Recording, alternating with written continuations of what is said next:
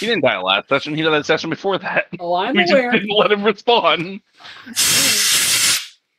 That is George. horribly loud. Yeah, sorry. Cleaning the keyboard really quickly. Mute yourself Renki next time, died. please. And as he was slowly being, as his body was regenerating, as his body was sprouting new leaves and so forth, instead of seeing what would happen, you all have dealt with corruption for a long time now, and you know it doesn't come as easily as just chopping off a limb or just throwing the item to the side. No. This is embedded deep inside of the person.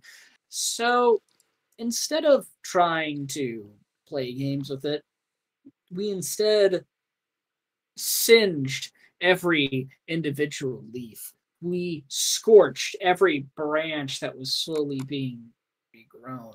And to put the icing on the cake, we even stabbed his body a few times to make sure he stayed down. We brought him to the camp. With it, there was quite a bit of conversation. Tensions were already at an all-time sky high, as good news is very hard to come by during the war. And as people came in with more and more bad news, some good, but mostly negative, you're hearing a lot about negatives whenever you're outside of the literal devil's door. And unfortunately, the Wayfinders brought home something very, very unpleasant. You brought home the body of Renki. Now, this normally wouldn't be that big of a deal had he not been y'all's ambassador for Fav Delanore. And we were already on odd terms with them due to the last conversation and due to some of the intelligence that was gathered by Renki. So it was already not a good look. Yara did her absolute best in trying to make the situation come out as calmly as possible. However, it wasn't in her ballpark. Tensions were already high, and the moment someone even somewhat mentioned the name or somewhat spouted the idea of betrayal, all bets were off. It was a disaster. It was only saved because they saw the body and because, well, all of the Wayfinders stepped in. Everybody gave a piece of their story. Everybody wanted to help and assist this terrible, terrible situation. And so you did. And in the end of it all, so many things were said, so many things were done, so many things were promised, and yet you're all still here. Except for Renki, who's at this moment laying down, still deceased, being watched over throughout the entire night by Yalada of Jokta and Dumak Thal of Rashak. Meanwhile, the Wayfinders all are doing their own separate things. Droklarn is forging up a few things. Strangely enough, Sprick happens to wander in his room right before you all wander off to your own separate areas. They seem to speak with each other at length. About what, not much is certain. However, Sprick does eventually leave the tent, smiling gleefully. It's unknown if he has something in his possession or not, but it does look like he's coveting something. At the same time, news has come out of Renki, his, well, once was arm. The sprouts that were slowly starting to come out have started to grow into more of a trunk in only a short amount of time of not being severed or disintegrated, burned, etc., etc. They have fused into each other and started growing out further and further, only in the span of about an hour, maybe. It's getting quite late into the night, however. What is everyone else doing? This is not the next day, however, I will highly caution everyone. We're going to take a long rest. I believe you all already have. If there was anything you wanted to do before the day ended, right now is the time. And it has to be very short. Well, I think we did everything we were gonna do. I agree. I just wanted to double check. I think so. Excellent. You all eventually do everything you're supposed to, everything you needed to. And you all went to bed. You wake the next day. I think after I'm done doing what I need to do, I'll I'll go back into the tent where Renki's being kept and just watch him. Okay. As you're watching him, actually, as you walk up to the tent, you hear an odd conversation going on between Yalada and Dumakthal. Again, it's mostly quiet whenever you start to approach. Even whenever you all left, they were bickering a bit, and then it got very silent for a long time. However, when you're walking up, all they seem to be talking about is different forms of weaponry and what's best in order to what do they think is going to be best in order to slay these devils. At one point, Doom is just like, "Oh, my power, I can just chop them up, it'll be fine." And then Yada's just like, "No, the holy water, we need to bless all of the items with holy water. You know how long that's going to take? It doesn't matter how long it takes. We have to do it. What do you mean we have to do it?" And then you walk into the door and they're just looking at you like, and he just kind of like crosses his arms and kind of looks up in a huff, but still like has one eye on Rinki's body. And Yelada's just looking at him like, "Oh, the faceless one. Yes, hi." Don't say anything. I'm just, well, scoot up a chair, maybe about 3 feet from the body, and just. Yeah. Just drag it in there. They kind of eye you up and down. I'm proud of your exploits. You are a master assassin. Thank you for everything you've done. You do not need to speak. I know your other name as well, Shadow. And we lost George. He really is this master assassin. As he squeaks in his chair, so quietly, so subtly, he squeaks away. Yeah, they just kind of nod after saying that, and you all silently, not a single word will be spoken throughout the entire night. As they take shifts sleeping, and they ask you, they're like, "Do you need rest?"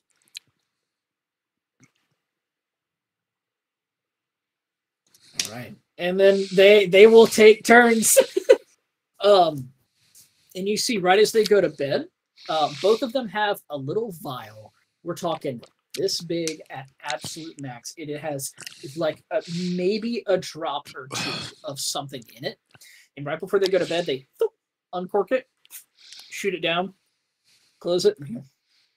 Wake me when it's time. And Yelada goes to bed. Oh, And in about 4 hours, Yelada gets woken up, and he looks completely rejuvenated. And he goes up to Dumakthal, takes out a little vial and gives it to him. He says, "This will help you sleep." And drinks so it. is the whole camp drinking NyQuil? Nope, just these two. Just these two are drinking NyQuil. No one else is got it. Everybody's catching a cold, brother. Everybody's catching a cold. They got that fucking lean, dude. They need yeah, that good They night's sleep. it's just a little bit, right? But it's exceptionally concentrated. So they pour it inside of a styrofoam cup along with some Sprite and a little bit of Kool-Aid, right? And then they mix it up. Great That's the- Kool-Aid, dude. Great Kool-Aid. Thank you. Yeah. Anyways. Like my familiar. Yeah. Yeah. It's a good It's always feeling. good to see her. He's a good boy. As you all wake Good up,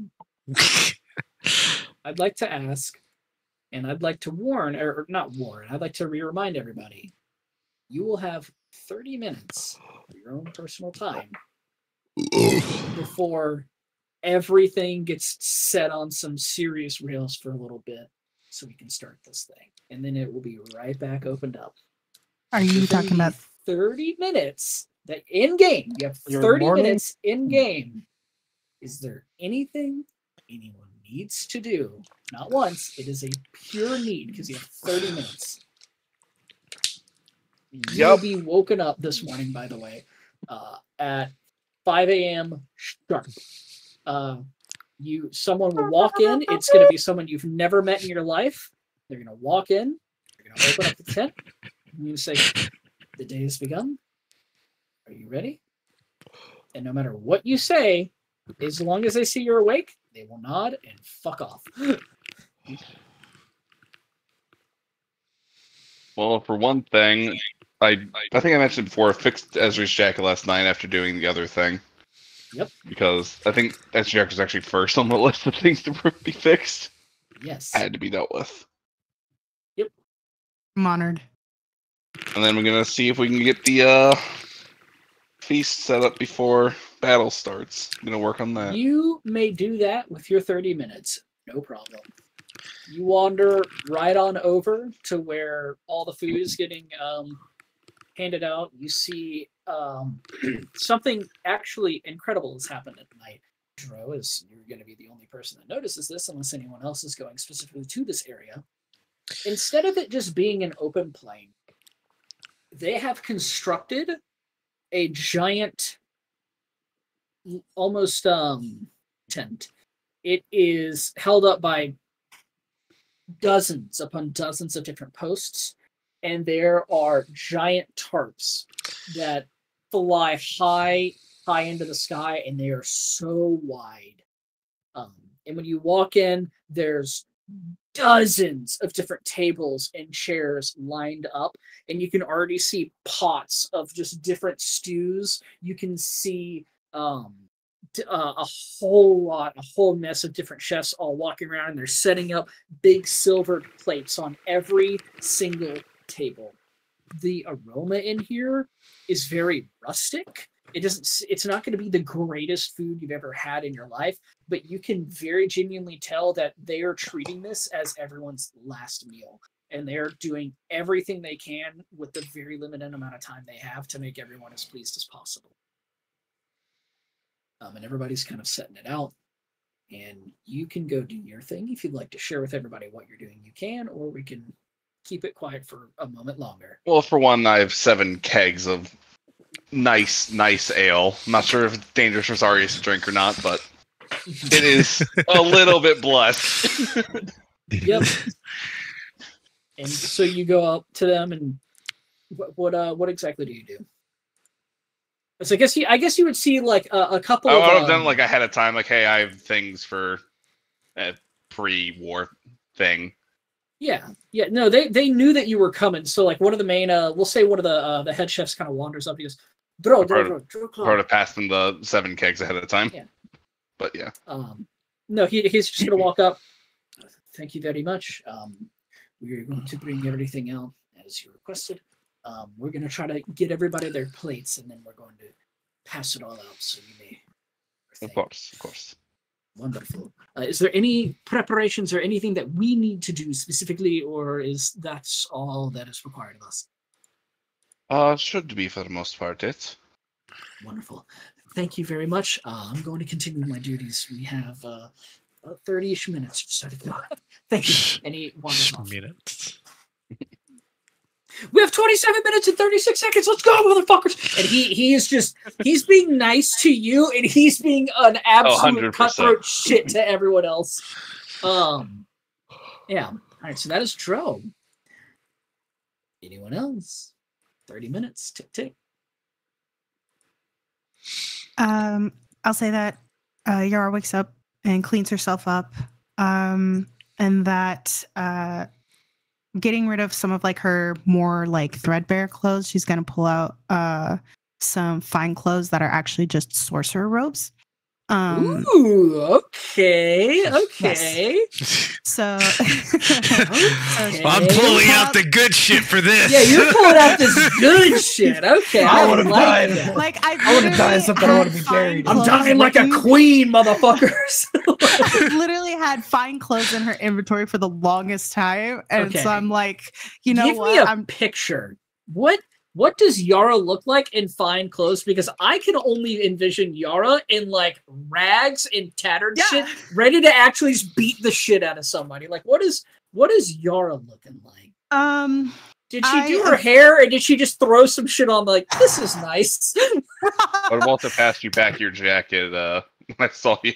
Okay, sweet. You might have fancy so- clothes on under your jacket, though. yeah. to You can put the jacket on, and then you can put the fancy clothes over it as well. Whatever you want. Talk to me. So I think the fine clothes would be just more like sorcerer looking robes, a little bit just slightly more traditional. They're gonna be, kind of like a very deep blue, and it's gonna be in layers, kind of like the best way I could describe it is, how like Doctor Strange, the way it wraps and the way that it's almost like in layers and it wraps around. And it's gonna have a little bit of embroidery along the edges, kind of like just like either lightning. It's gonna have the different like schools of magic, and she's going to have a chain that clips on the ends of her glasses. So if they I don't know how to describe it. You know how like you put the things on the ends of the glasses if you want to take your glasses off and they hang down? But they're clipped on the sides. So that way, in case they fall off, hopefully the necklace will keep them on. And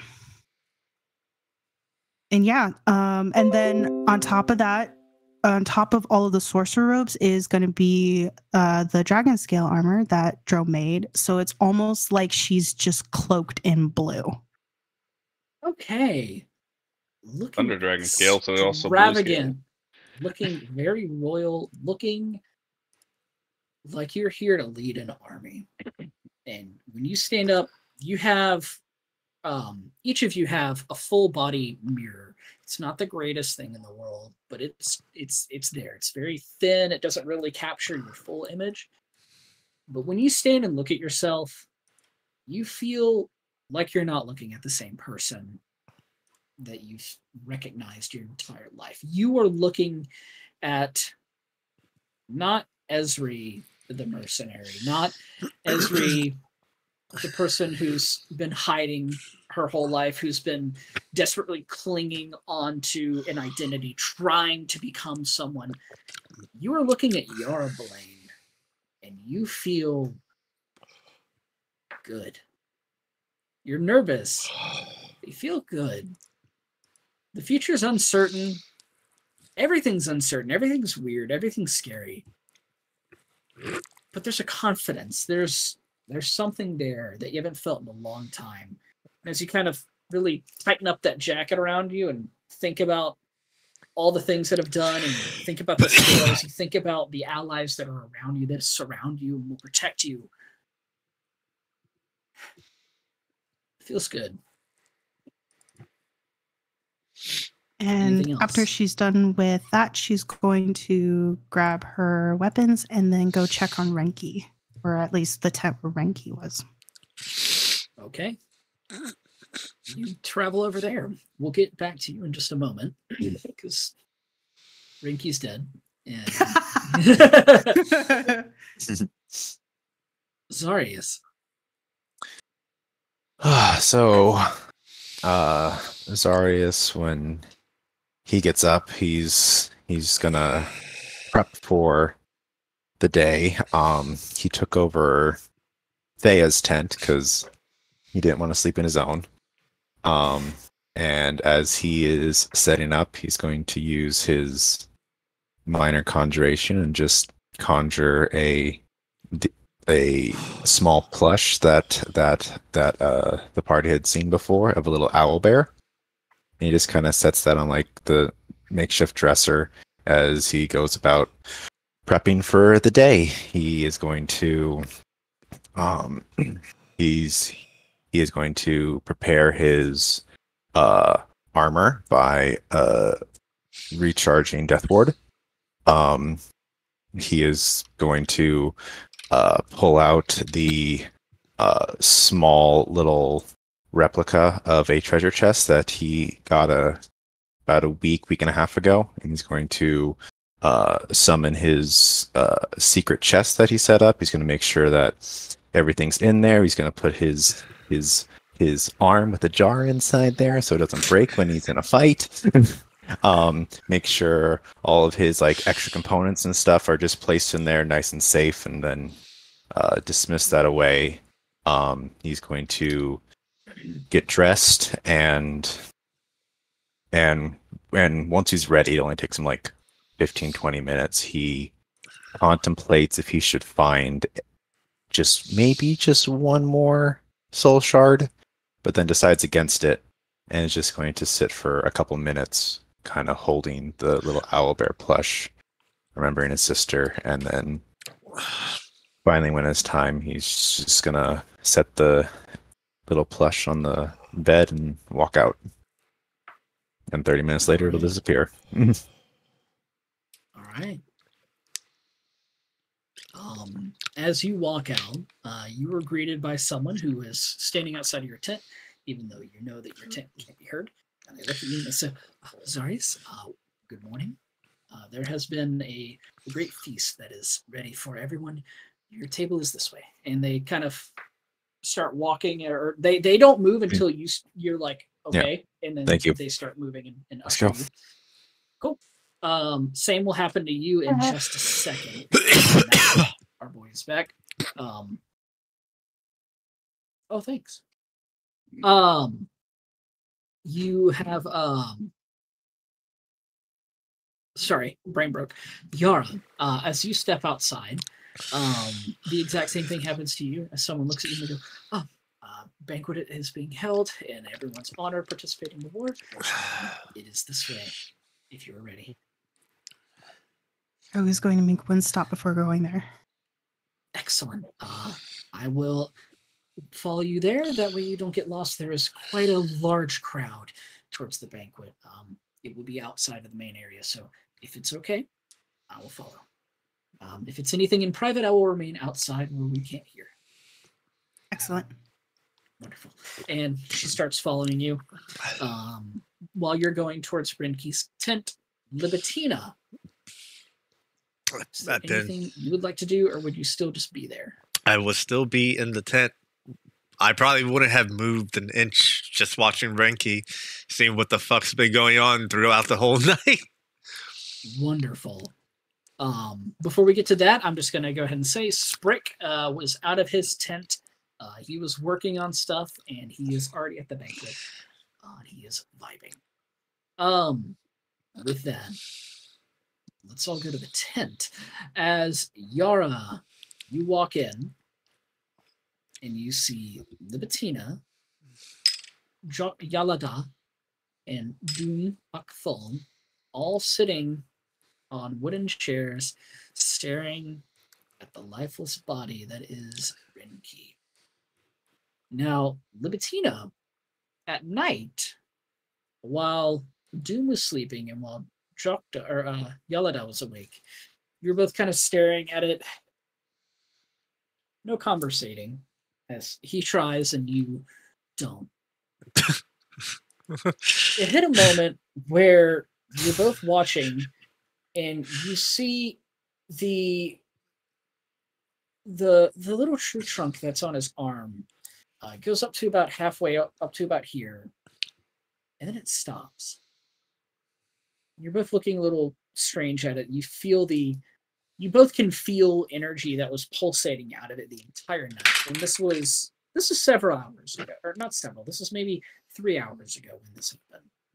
You're both staring at it, a little confused, a little conflicted. And at one point, Yalada stands up and looks at the arm. A little confused. He turns back and he goes, I know you are very quiet, but why do you think it has stopped growing?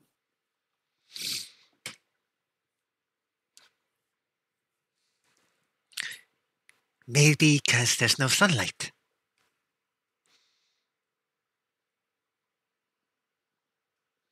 It is a tree. Yes. That does make sense.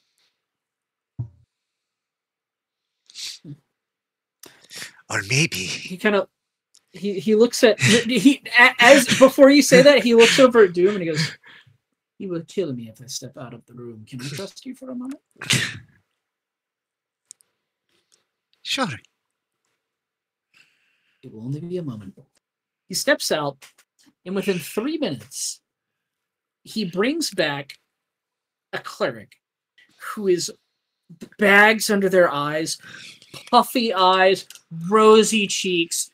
They have a little bit of slobber on the left side, and they're walking and they're like, "Hello there, Shush. Good morning." Right. Hold on, and pulls out this weird looking like chime set. Kind of walks up over the corpse. Kind of sets up a little stool, or pulls out a stool and kind of gets up on top of it. So it's a shorter elven woman, and she kind of clambers, or half elven woman, and she starts hanging something above. Hangs the chime set above Rinky's body. Goes, "Oh, mother, forgive me," and it hangs it up and gets back down. Whew, okay, and scoots it in.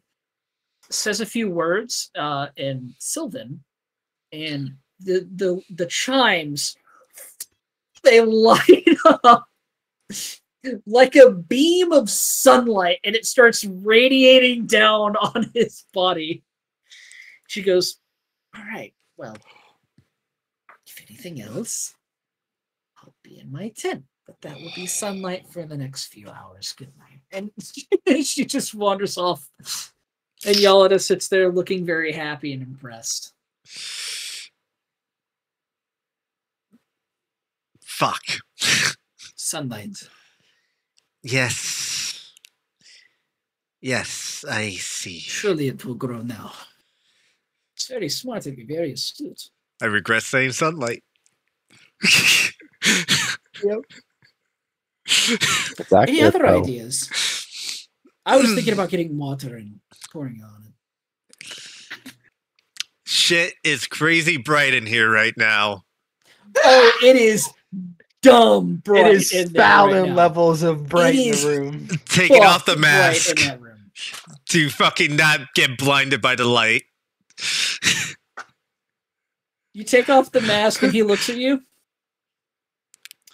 So you do have a curse. Interesting. She just squints. It is quite bright, I understand. It's unpleasant.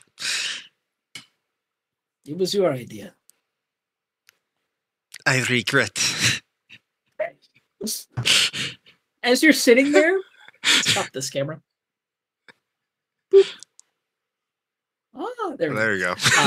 As you're both sitting there, after a few moments, funnily enough, the trunk starts growing again.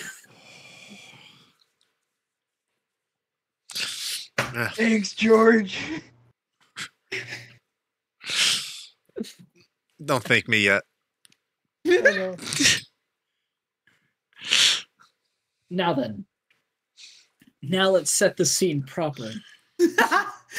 Yara, when you walk in, you see Libitina,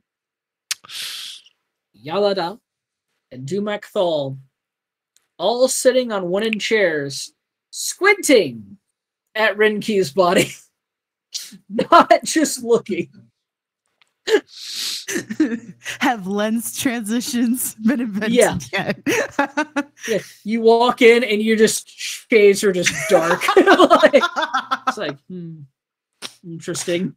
It's strangely bright in here. Yes. Yes, it is. Why was the sun brought in?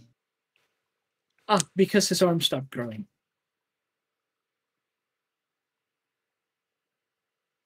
Yes. I'm impressed. Thank you. It was her idea. It was Maybe- Lipitina's idea. Maybe we should splash water on his face next. That was my idea. Hold on. Is For it you- gonna be holy water? So I can take it perform the he hasn't- ceremony. So I take it he hasn't woken up yet. Not the peep. I was going to give him about. He kind of looks over. It's hard to tell with the shadow, but judging since that you're here, I was going to give him a few more minutes and then try to wake the body. Or if it doesn't wake, then we have a few more guards stand by.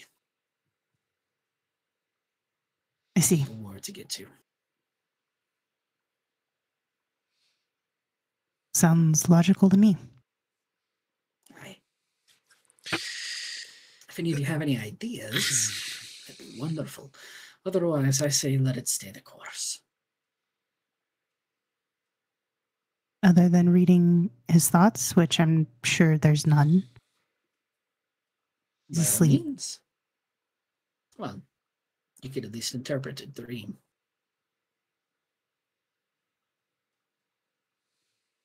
Sure. Have you never delved into someone's dreams? Not with they've always been conscious, not unconscious. Whenever I try to detect someone's thoughts. It might not work. It might. Probably won't, but it's the worst that happens. She'll walk over and she'll kind of lean over Renki's body. She's always casted detect thoughts using her sorcerer's meta magic, so there was never any need to, but you see that there's she starts drawing like the Aeon, the symbol for detect thoughts in the air. And she'll place like a finger on his wrist to check like a pulse there, and then almost like treating it like a polygraph almost, because like with her and electricity Okay. yeah Okay. So kind of like walk up to his cranium and you're just kind of yeah. Well, like one, like I would think one finger like on like the wrist and then one along here. Okay. Okay. All right. What are you shaking your head for, Hunter? Nothing. I'm just.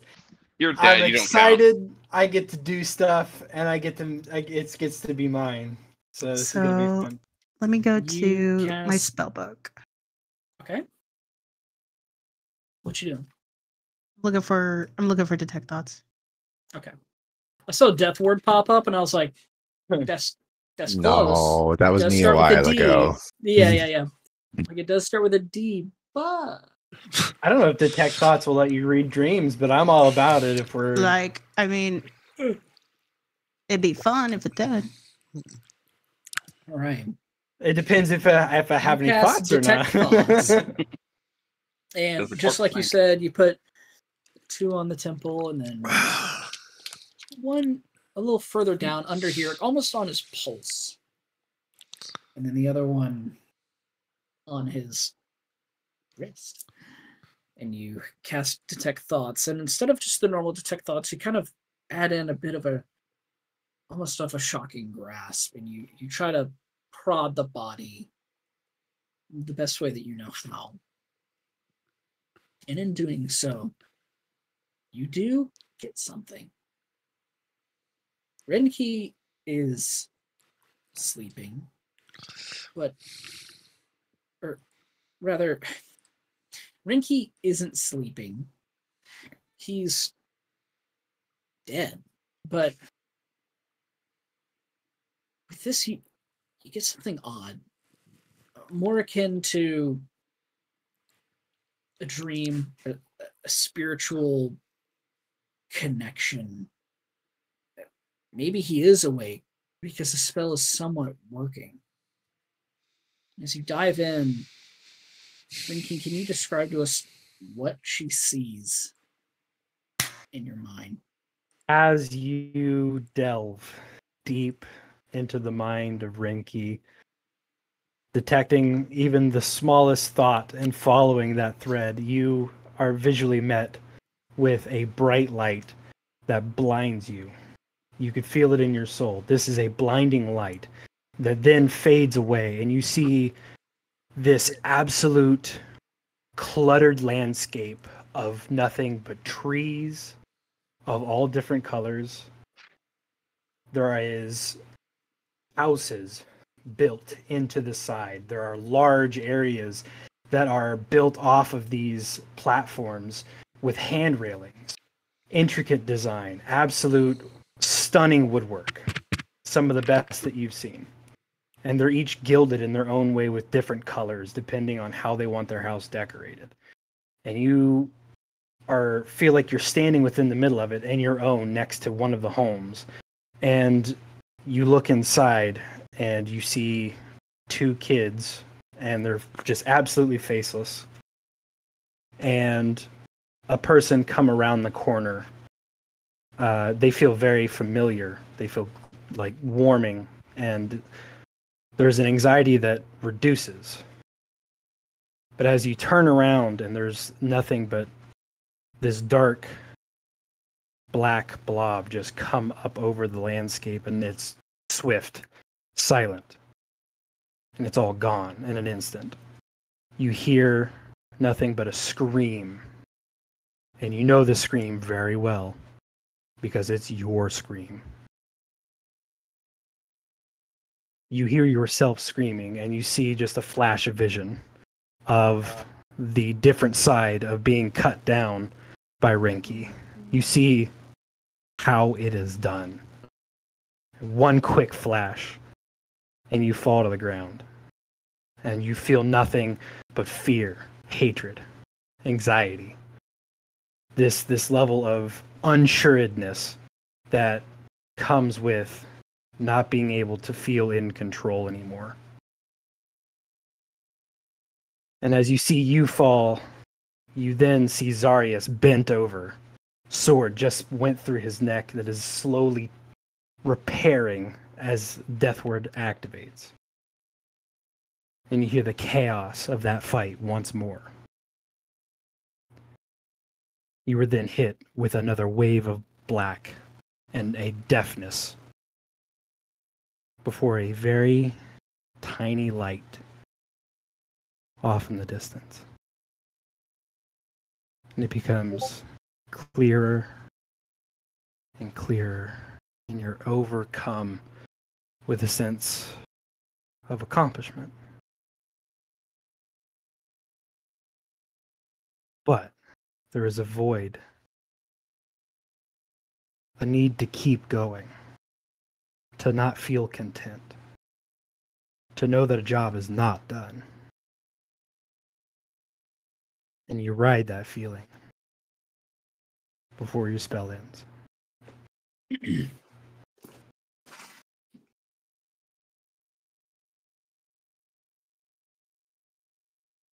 All right.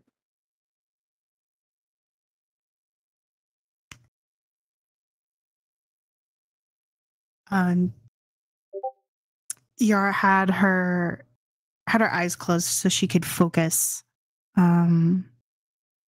and take in as many details as she could without distraction. When she reaches the end of that, when the spell fades, it feels like just ice cold water being poured over her body as her eyes snap open and her fingers like retract from Renki's body.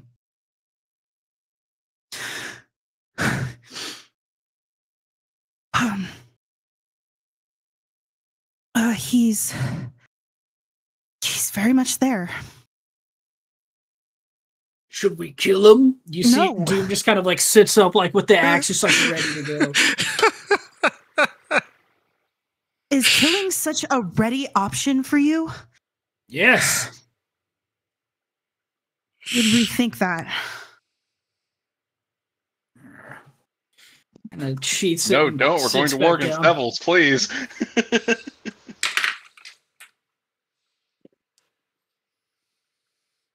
least against not technically our enemy.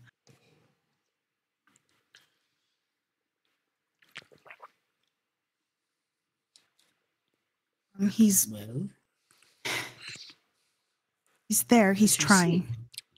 see, he's trying. He was reliving previous memories, Okay. and sorry, it was difficult. I saw through his eyes some of his last moments, but he's trying to pull through. He hasn't passed on completely. Hmm. Well, sorry, I has, understand, Luke. unfortunately.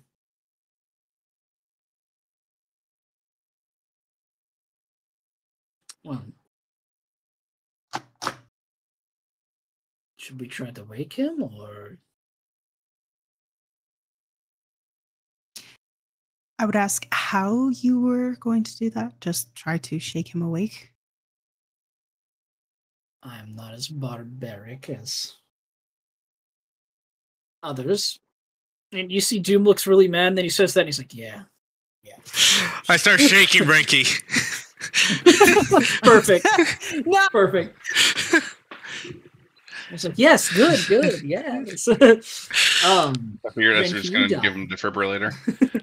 Just wake up, kill them. Yeah, he goes, I have my people, they need to be awoken from a deep slumber. We have a spell that we use, even those who cannot cast them. We can use it once per few moon cycles. But I feel it could wake him with no problems. I believe aiding would. I think aiding would be just fine. Wonderful. Well, I don't know about you all, but I don't feel like getting a potential traitor, so I'm just going to wake him now. And he stands up. For anyone following, he's talking about Alvaro. And he walks up and has his hand, and he bites onto his hand, and he starts bleeding a little bit. And he starts whispering a few things. If any of you can speak with animals, you would understand it. Or if any of you have Start barking. I don't remember what it's called. Druidic? Or Yeah, druidic. If anyone speaks druidic as well, you would also understand. As he speaks into the palm of his hand, and as he does, and as he brings his hand away, I would say anyone who's trying to see, you can see immediately that his blood is now glowing a soft orange, and that there are rune markings all across the palm of his hand up to the tips of his fingers. And as he spins over and he kind of places his fingers, and he gets blood on all the tips, and he places his hand on top of Rinki and kind of palms it. And then you see the blood soak into him. And you can see Rinki's body kind of take a deep breath, and his chest rise. And then the moment he pulls his hand away, you see the blood soak in. You see all the runes and patterns of every finger and on the palm soak into him as well. And as he breathes out, you see a little gust, a little puffle of smoke, a little line just exude out of him. And you see his chest start to rise and fall like it hadn't before, almost like he's fully rejuvenated. And Yolanda kind of shakes his hand off. And you can see as he does that, the runes are completely gone. And as he wipes his hand away, the bite mark is completely healed already. We have regenerative abilities. I can do that as a troll. To a point. Don't worry about me. And you see Renki's breathing start to become normalized. And Renki, you hear around you shuffling of feet as you had darkness all around you in your eyes and you were focused on that pinpoint of light. There's now almost a shade of red.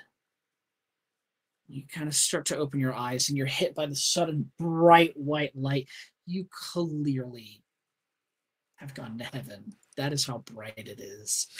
And you are squinting your eyes, and it is I don't even so believe in heaven. insane. So Yeah. what happens? You're like- what happens is you guys just see like the treed arm just slowly raise up and try to cover his fucking eyes. Yeah. But there's like so it's more like this, and he's just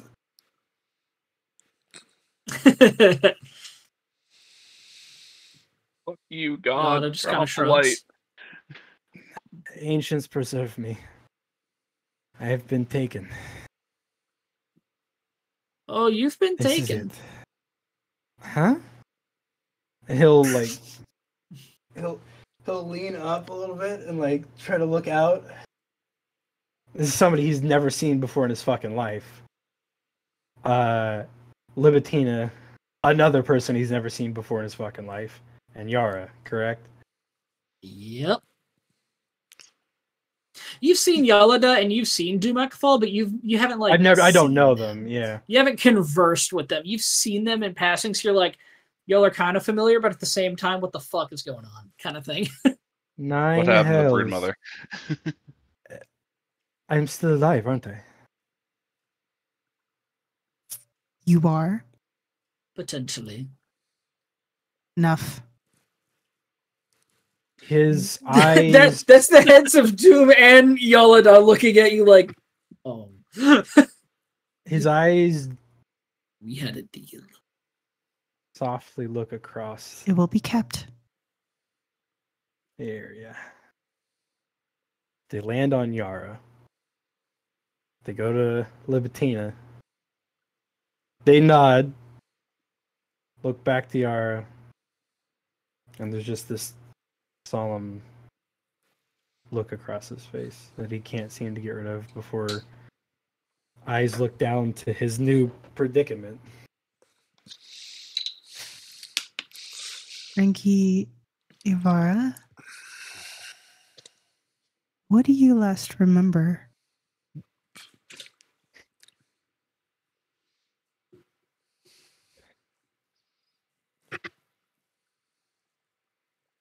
I am assuming that you're asking after I sunk my blade in. So he admits it, and Doom immediately Whoa. starts to stand up. This cowardice beast. I'll pat him on the chest and go, calm down. Let him speak. He is definitely in no condition to fight. There's no need to get agitated. Looks in character sheet.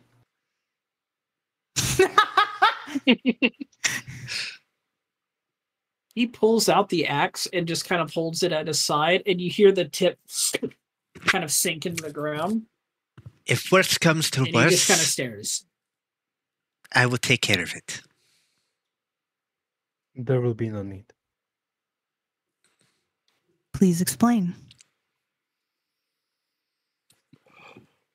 I sank my blade into that pustule, knowing not what was about to happen. I am sorry. I saw everything. It's not quite But- good enough of an answer. You stuck your blade into a Am I pustule. speaking to you? Yes. Your No. life is on your line right now. Good morning, by the way.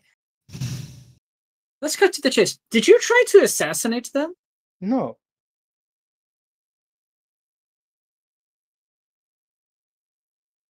He just kind of sits down and is like, well, he can't tell a lie right now, so I believe him.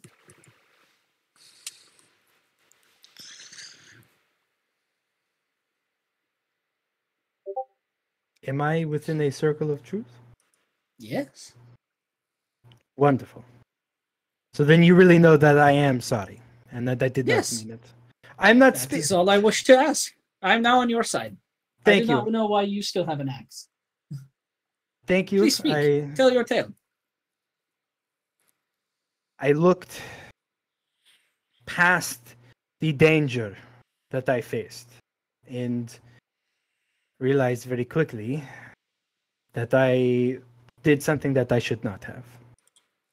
I messed with things that were beyond my capabilities, to my understanding. I thought I had a handle on it, yet I did not. And that arm, that sword, needs to be locked away. Where is it? Walked away. It's locked away. Oh, wonderful. You are already ahead. I'm so glad I asked you to take care of it. Oh. There was a patron that I had found. A sword that took over part of my body as reparation for picking it up. A cursed item. Yet, it brought about many powers, and I leaned into them, not knowing or understanding what I was doing. I am just glad that the ancients still choose me to come back. And he looks down at his wooden arm. Mhm.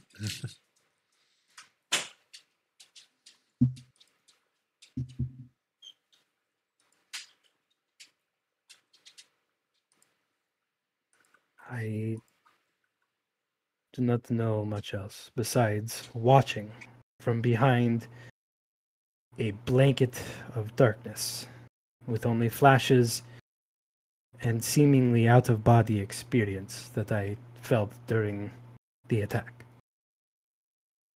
Again, I did not mean it. This was not my action.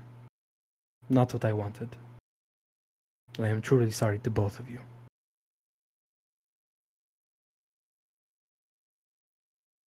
You do not feel his presence now? You see him take a minute, and he closes his eyes, and you watch him slowly sink down the branch arm into the dirt again for like the third time you've ever seen him fucking do it. And as it does, there's a different meaning to it now, as it looks like an actual tree is coming out of the ground and connecting to him. This is much different than just putting his hand into the dirt. And he sits and he searches. And he comes back. I do not feel his presence. Currently locked in a box and stuffed in a bag of holding. That thing. Thing's fucking gone. I don't trust its existence. Me either. I love it to death. Like, I made that thing with Mitch and it was like the coolest shit ever, but you know, Immediately gone. the party decided not to fuck with that shit, so now I gotta go somewhere else. It was like making a curse item with how the party exists. How Tro operates. Curse, cool. Either break or lock away. Two options. No other option. It was fine until friendly fire was toggled off. That generally is why weapons break, actually. It's Yeah. happened before. It's happened a couple times, actually. Vin uses a weapon. Vin loses said weapon. Vin attacks his friends. Vin loses said weapon. Doesn't have weapon anymore. I believe I've heard enough. What about the rest of you? I was convinced I only needed one question. She kind of eyes. Doom. Doom. Yeah. And he's kind of caressing the the handle of his axe. Hmm.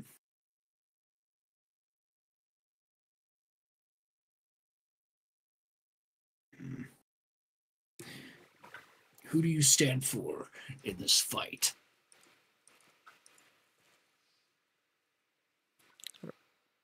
Or with? If you mean to ask what army I am affiliated with, I am from Fal Delanore. If you were to ask me who I fight for, it is for all of Zendrick.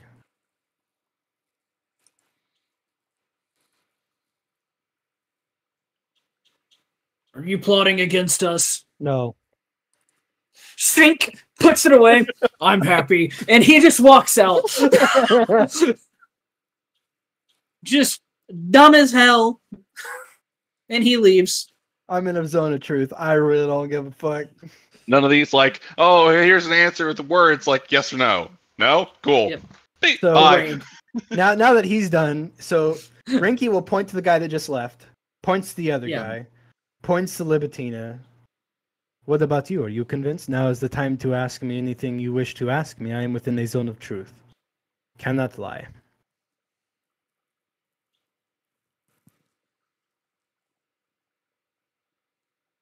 He hasn't spoken in several hours.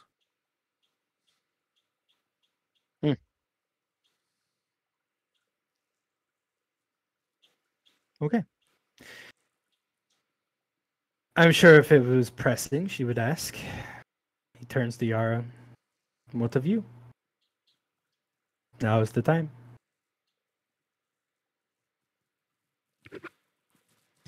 You said it wasn't you.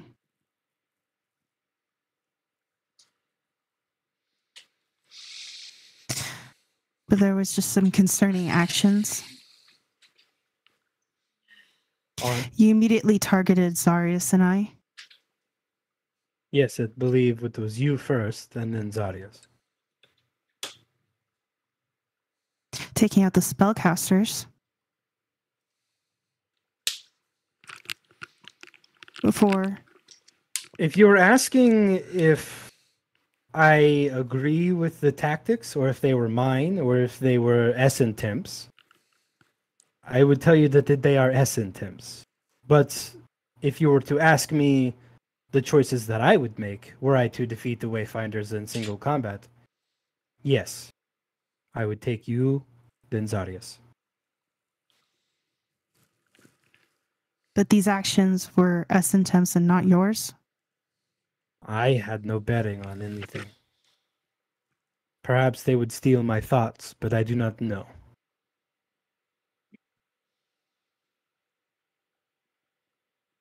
It was not out of any animosity or anything else I could think of. Hmm. If you were to defeat the Wayfinders, what would you do?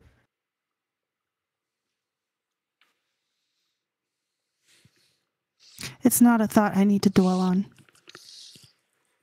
No. But there will be a day if they ever turn on you. You always have a backup plan.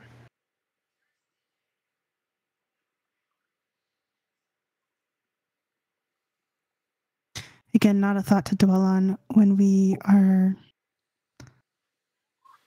vastly approaching wartime. Are you fit to fight?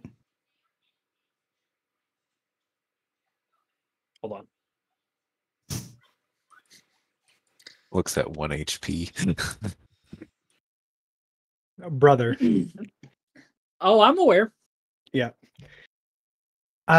He'll raise up his arm, and it's just like this fucking there's nothing on the end of it, not even a hand. It It's is just- very slowly. We're talking every few minutes, you might catch a glimpse of one of the roots, like barely moving Wiggling. up. Yeah. Oh man, he's baby hand now. Mhm. One normal arm, one little baby arm. Mhm. Little baby I- hand. Require food, water, and perhaps a new weapon. Should have splashed water on his face. You I guys are was to say, you ridiculous. should have flashed him. Sunlight. You Makes think us it would wet. help him grow Did the sunlight help you grow? Do you know? Are you aware? Did you see a light? I did see You a woke up light, to one. and I did wake up to Wonderful. one. I believe the light works. Mm. As a person of Arcana, I'm gonna doubt that. Mm. Hmm. But as a person who knows plants, but as a person who waters their plants, As someone with a brain, well, there is currently a feast being held. You're more than welcome to come eat. We will have someone assist you while you nourish yourself. I hope I did not make too much of a ruckus whenever my body was dragged in here. He stands up and pats you on the shoulder. My friend, all has been forgiven. If they are anything like me, there would be no problems. Come, you've proven yourself. Let us feast. And he just starts to He's walk gonna out. look to Yara Yara and just laughed. stare. Oh, Yara laughed. Yara laughed He's- out loud. That was He's her. fucking. He's staring at this girl. She, just like, fucking. as soon as the sentence comes out of his mouth, she just has to look away from Renki and nervously laugh it out just to get the anxiety out. It's just that kind of laugh where it's covering it. Like she's been holding it all in and it just comes out as laughter. And when she like pulls herself back together, it just kind of chuckling to herself, and she looks at Renki, shaking her head. Mm. I have a feeling I need to speak to Alvaro. Sooner rather than later. Mm. You left quite a mess behind for me to pick up, for all of us to pick up. Yeah, he left the mess behind. I left a mess. Star Yes. Commander, this is your mess. Old man. Oh shit. Okay. He's gonna stand up with that clap back and start getting off the bed. It's like the hair standing up on her own neck, where it's just like she wants, like she can feel her blood pumping again, all over again, the emotions of it, and it sounds like lightning in her own ears. She is so angry at that comment.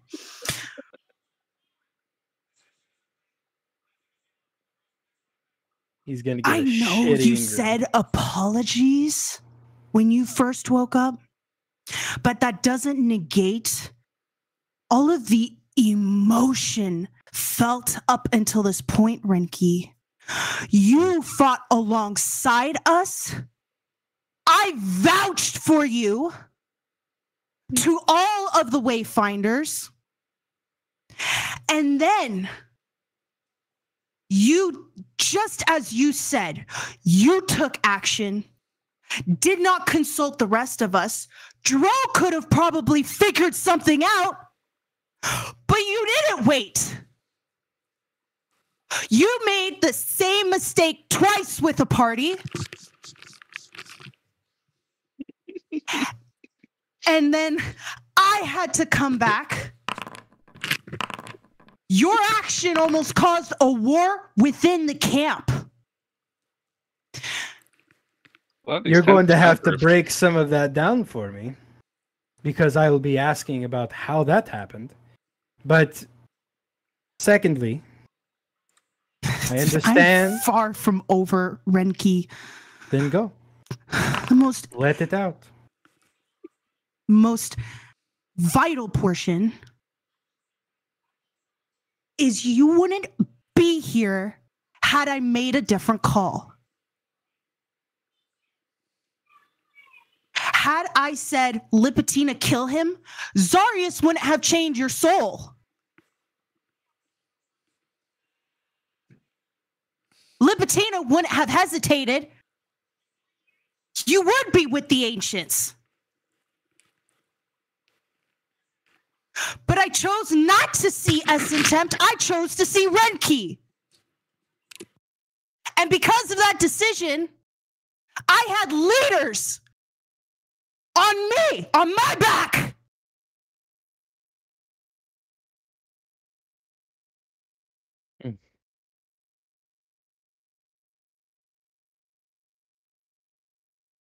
He's going to walk silently directly up to you. Tower over you, just slightly, standing a bit away that there's a comfortable distance.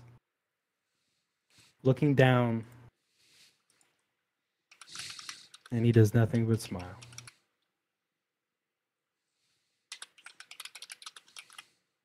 Yara, I see that my joke with joking with you has triggered quite a bit, to which all I deserve. Bring it upon me. For yes, I did that. Yes, I made the decision.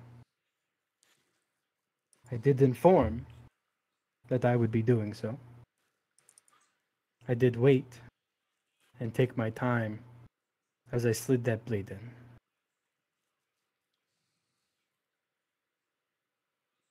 I feel that there are many things to deal with in trying to work together in a more decisive manner. I do not criticize you or the decisions that you made. It is those decisions that are the reason I am here today. It would be hypocritical of me to look at you and go, Yara, you've made bad decisions. I cannot do that. Okay. You now effectively, along with the Wayfinders, have a token from me. I owe you my life. Quite simply. But I know that you are going to continue to be mad for quite some time. It is only natural.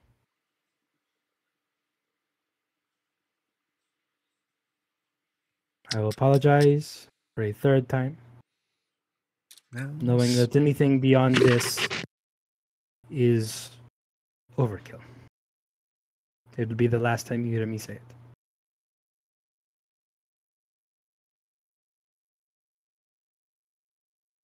I want all of that anger to be subsided eventually. Now, I'm going to go see Alvaro. I'm going to grab a bite to eat. I would love to be welcome at the table of the Wayfinder, should you find it so prudent to allow me to sit there. I feel indebted, so I will explain to Alvaro that I will be under your command for much longer. He'll give her a pat on the shoulder as he goes to leave the tent.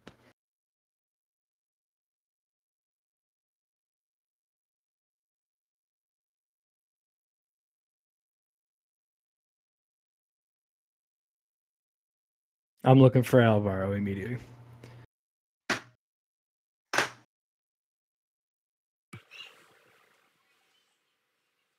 You walk out,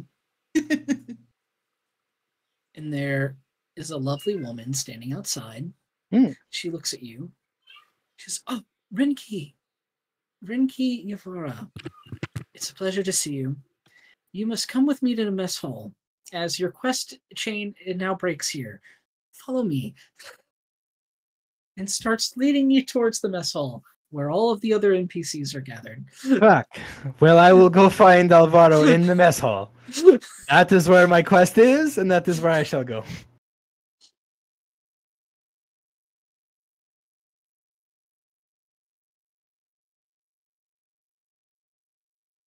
Yelena kind of pops his head back in, or actually no, he doesn't. He whips the curtain off and he walks in. I saw he left. You look angry. Where's the other one? It looks around. Libitina is not in this room. You don't know when she left, but she's gone.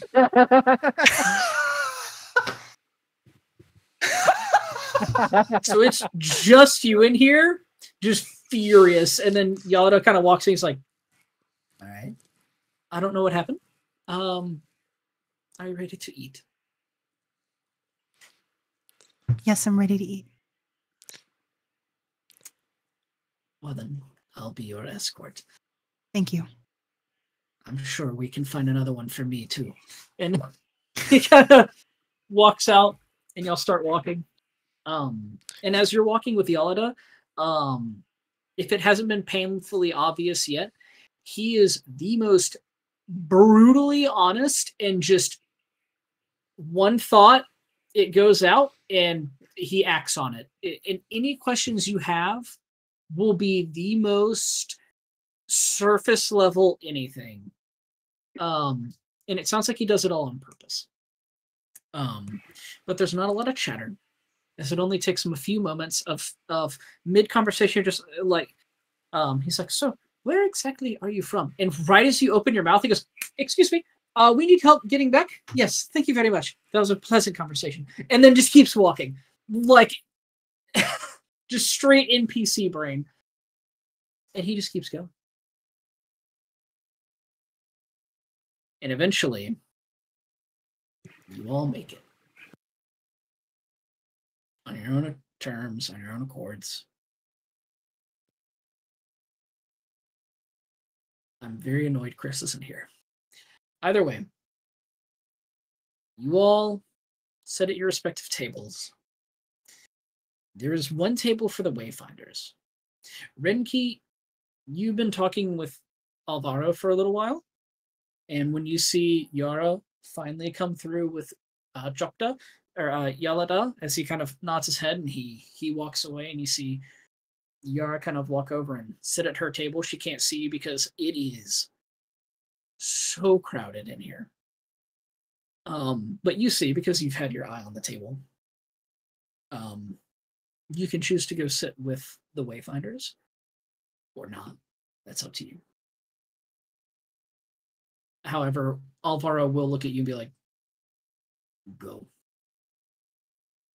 But if you choose to stay, he will let you.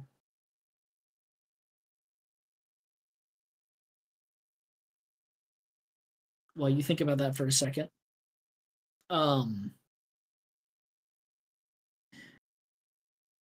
everyone in this area is pretty quiet. There's not a lot of chatter. There are hundreds of people in this tiny area, and you imagine there's quite a few of these. But it's not a lot of noise. And it's not just the generals that are here. It's not just the higher ranks either. It is completely a mixed bag. The only thing that separates you from everyone else is you have your own table. And it's not even a nice one. You have a wooden round table where everyone else is sitting on a nice, long American cafeteria-esque table. And they're all sitting next to each other, almost like on a park bench. And everyone is eating. They're a little quieter. Not somber, just there's an energy in the room. It's nervous. And you're looking over at Sprick, and he is just devouring his food in front of him. He's not really talking. You don't see Libitina. You do see Zarius. Zarius is sitting there. I assume you're kind of eating quietly to yourself. And Dro is also nowhere to be seen at this exact moment. So you're all kind of, it's just you two, you're kind of looking around.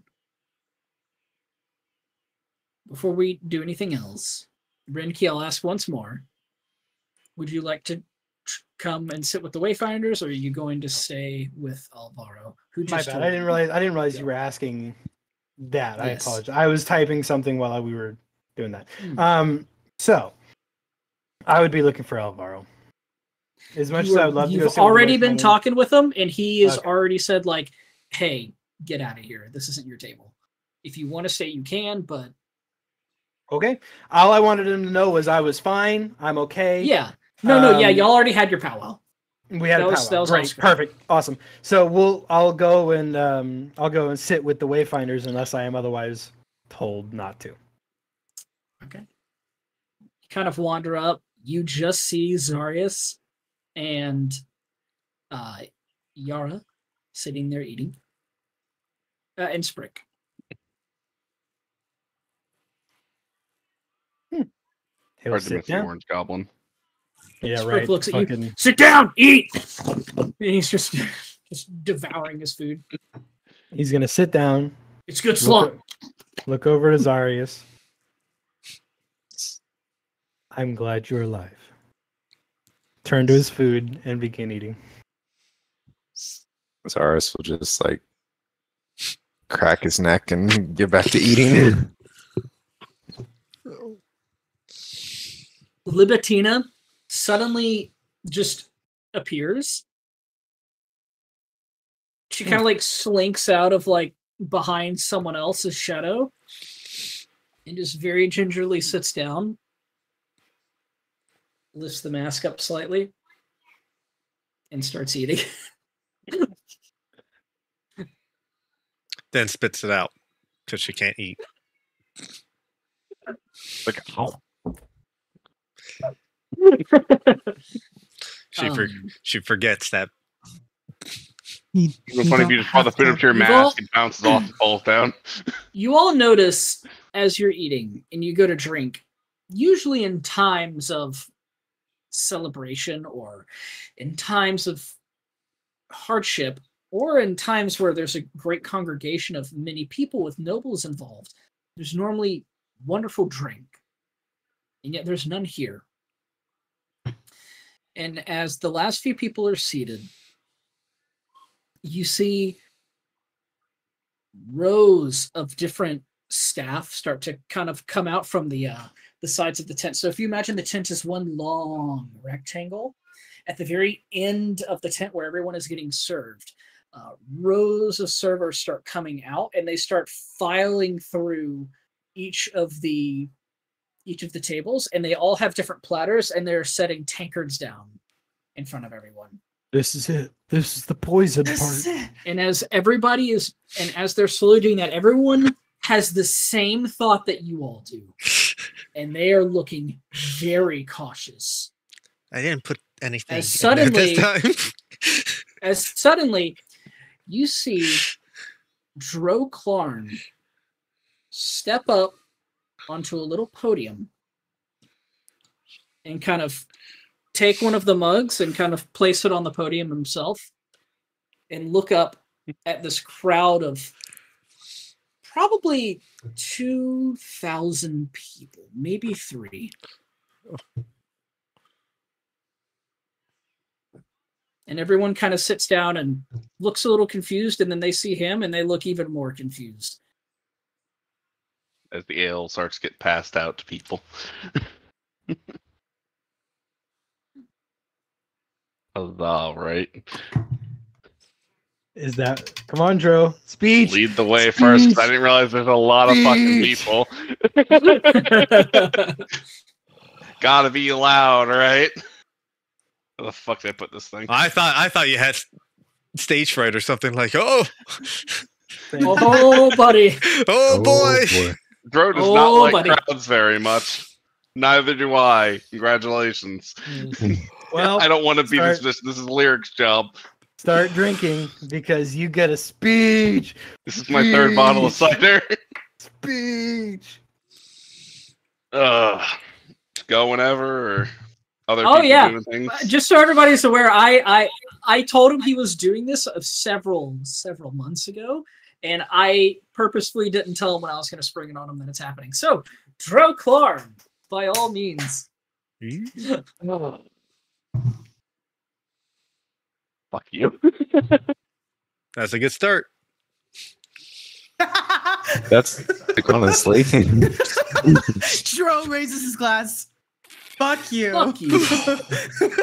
I honestly, that's canon, and everyone like you just kind of mutter it under your breath as you're just looking at the glass. You're like, "Fuck you," and everyone just kind of like looks up. Yeah. Unfortunately, thaumaturgy's already cast, so. I'm aware. Yep. Warriors, we stand here on the eve of battle to retake Mecca from the vile invading devils. Some of you seek to reclaim your lost homes, your families. Some follow crusade against the unholy force before they encroach further upon the land. Others still fight only for their fellows, the dignity of mankind in their minds. To all of you, I offer a toast, a blessing of faith, that we might all hold fast to our own faith. The gods watch over us in this trying hour, and to those who hold faith in only yourselves, may own blessing be at your back. May your armor and heart be unyielding. May your weapons and will be almighty. May Hanseath guide our blades to excise this darkness. Drink, and show these bastards the might of Zendrick.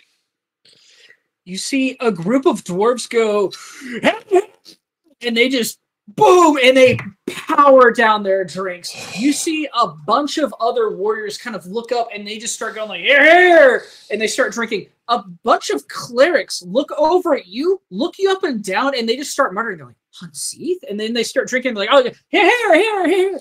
And a bunch of people are really confused, and then a bunch of people are like, let's fucking go! And spirits immediately are raised. You see, as people start drinking this glass, or start drinking this mug, and they start drinking this ale, not only are their spirits lifted, they perk their eyes up and they start looking around like, this is very good. And they start drinking it. And as all of you, if you so choose to, and start sipping on this, you feel rejuvenated in a way that you haven't felt in a long, long time. Also, Rinky, hello. yes. Rinky, your arm starts to fully grow out mid-go, and you all hear the branches like kind of crunching out and unfurling. And you have a full-grown hand right as you're like sipping through this, and you look down and you're like, what magic is this? You look at the ale and you can see that it has this pinkish glow that's coming out of it.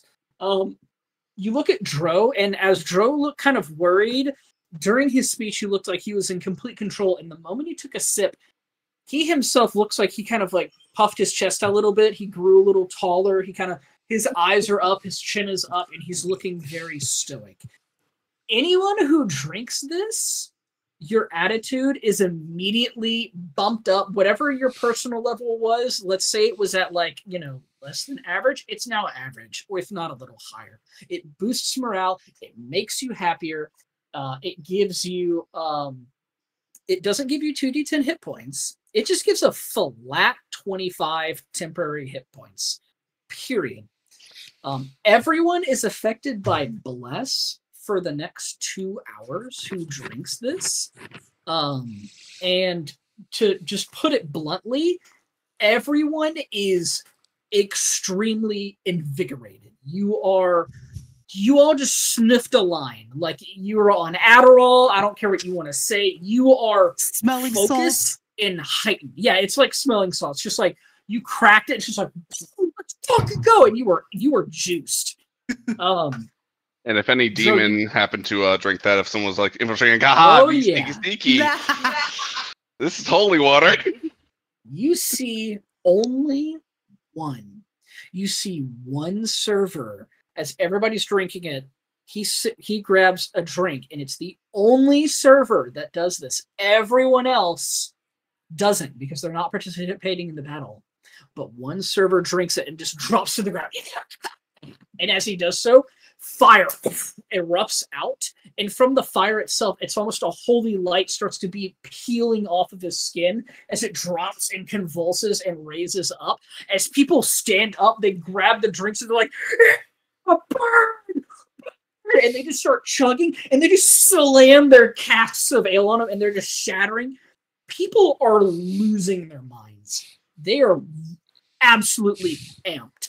And as the cheers start to rise a little bit, you hear more cheers from other tents. It seems Dro's speech was broadcasted, not just to this room, but to every tent, and every tent has the same ale, and everyone is roided out. They are ripping and ready to go. You had enough ale for an entire encampment? I had a lot of money and a lot of ale prepped. Oh my I've been God. blessing it for a while now. I've had a lot of silver for this. This has Let's been go. months Let's in the go. making. Let's Oh, go. so this is aged ale. This is the I'll also good put shit. it this way to make it a little bit more intensive for this. There's more than just this, but I made that jewel encrusted bowl myself. Yep. We had a Dang. lot of Hand forged gemstones that. and metals. Like, I'm just gonna make my own. Just been very slowly setting up everything in his own time. I haven't I had like that it. list in a while. But 7K. it doesn't take long for everyone to eat and everyone to feast and for everyone to feel amped. And you see an image where Dro was standing. As Dro, you have since left the podium and you've sat down with the party. If anyone would like to talk to Dro, you are more than welcome before I start up the next thing. But Dro, you're amped. You're not Dro Clarn right now. You're Dro Clarn right now. If anyone would like to say anything, if not, we're going right on through. Quick question of clarification. Is that 25 temp HP or temporary Yes. increase to maximum? No, 25 temp HP. Okay. Increased max to be a little strong. I guess I would have a Well, question. I mean, that's what Heroes Feast does, but It does, I know. It's But just everyone- a little easier. Yeah. We can do that if you want, but it's just a little easier. I mean, I think you can It's just very- add to max. it is very It does niche for work. me, but a couple things actually depend on my HP, so that's why I was asking. Yeah, and if the maximum it's fine. changes, that's something that we can like actually keep during the battle, so we can go Mhm. back up to that maximum. We'll go ahead and say then yes, you can add it 25 to your max HP. Just keep your regular HP on hand. Yeah, because I think there's a little spot to just change Yeah, your right underneath. temporary max. Actually, yeah, isn't there a plus max? Yeah, it's like plus Yeah, temp there we max. go. So then I should be Yeah. able to go like. Yep. There we go. Does that work? I guess it works. I guess it would just rips off of that instead of anything else. Anyways. It works. Sweet. Libatina? Would I even be interested in eating it? Is the real question. Yeah. This Okay. isn't regular food. Okay, This cool. is food that goes to the spirit. Enough said. Mhm. That's it. Okay. What a wonderful question I was just posed. Would you like to roll a check for that? Sure, I'm guessing Go that for would it. be perception. Oh, it sure would. Okay. I'm blessed. Does that involve that or Nope. Mhm. It No. would One d- it not? No, Plus 'cause the Bless attack is- rolls and Attack- saves. attack Attack rolls. rolls. Oh, I thought Okay. ability check. Okay. You're thinking of guidance. Yeah, Guidance is only guidance. ability checks. Hold on, Say hold on, please. hold on. Say please. Say please. Yeah, say please. Yeah, say please. You look around. It's really not a hard check. He's a big motherfucker. You can find him anywhere. You look around. He is in this room. He's sitting not too terribly far from you, only about 4 tables over. And he is sitting there with a group of his like mercenaries. And he's sitting there and he's looking really invigorated. Well, like, yeah, fuck, oh shit, yeah. Just kind of really, really amped up as well. He brought his cronies with him. Big Torin Dragon. And while sitting at the table, I'd Yara's pass just- Ezri her jacket, or Yara her jacket. Wait a I'm gonna call you minute. Ezri to the Wait end a of time. fucking minute. Shorty has it. You're Okay. telling Long me since already put it on. Torin Drac is in this Yes. fucking tent? Yes. So Yes, he is. Well, Yar, we aren't in a specifically tent. looking for him. we aren't in a tent. We're just like in a In plane. like a mess hall, like or like yeah. I imagine Yar's like sitting there. She's feeling really invigorated. She's kind of she was smiling at Dro's comment, and so when she's scanning and looking the crowd, and everybody's all excited, and then her eyes hit Torin, and she just watches. He's smiling. Kind of like, he's not like, ah, he's just, He's vibing. He's vibing hard. someone says something funny, I go,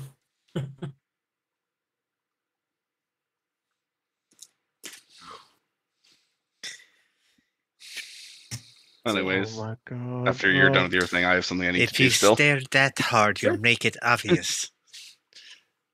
Yeah, that's a good question. Do I notice Torin Drac looking?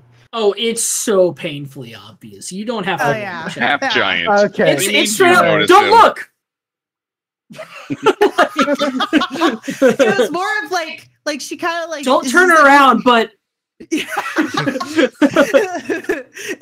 it's this isn't obvious, right? Like, no, she's just kind of sitting at the table and her eyes Him? just stop scanning the room. It's just like it's just stops scanning the room and she just doesn't look away.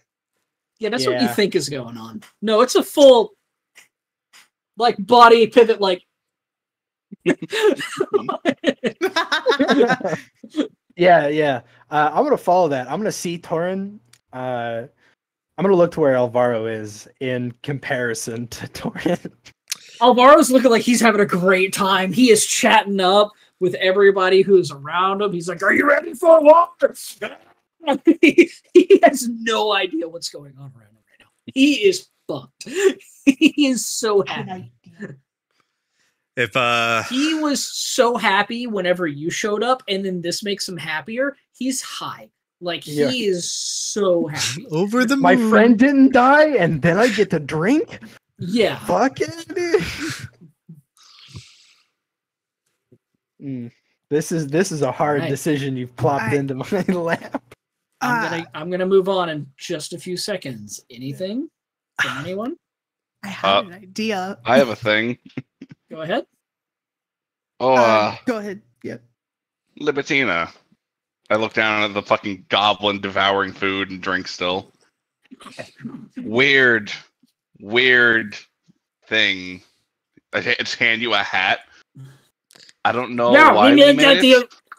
we made that the other day. It was us. We made it together. Weird It's impulse. just- yes. You'll love it. You'll love it. You'll love it. You'll love it. You love it. You already love it. Put it on. I don't remember Open why or it. how we made it, but we made it. We wrapped it up in a box. It's made out of wood. Open it.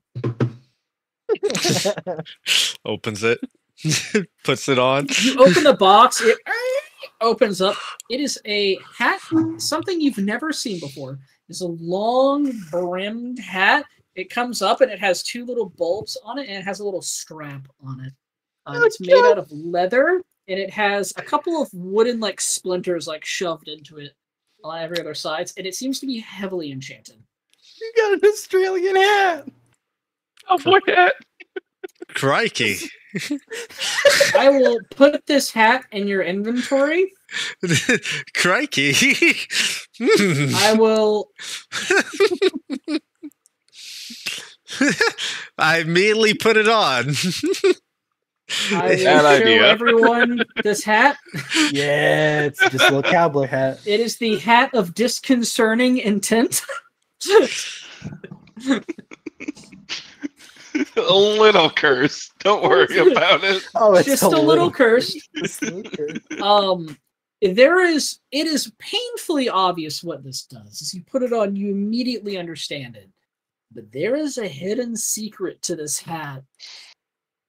And you don't know what it is, but the moment you put it on, feels like it's there to stay.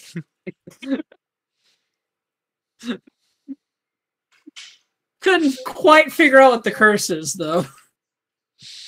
Hmm. Just a little cursed. Just a little cursed. Might Joe have been doesn't say taken it's a from little the crown. cursed. Might have been taken from that crown, you know. It wasn't. Don't worry. This is And custom. with that, if I'm nothing, wrong. my shit. oh, I That's will the say that curse. Scrick will sit up and he'll go, "Hey, Rooter and Tooter, they were fucking done, so I made Tooter or Rooter Tooter, Root and Tootin', and then it's just a bigger one, and then I get up closer, bang bang, easy peasy. I'm eating this food. Puts it back down, no explanation given. He just keeps eating. He That's has very a Chris. shotgun. That was a Chris move there. No explanation. Keep eating. Anything Well, else? speaking Last of call. guns, Uh, you're not giving your sword back. I just pointed at Renki. Oh, Curse, good. locked in the box, locked away. Yar gets up.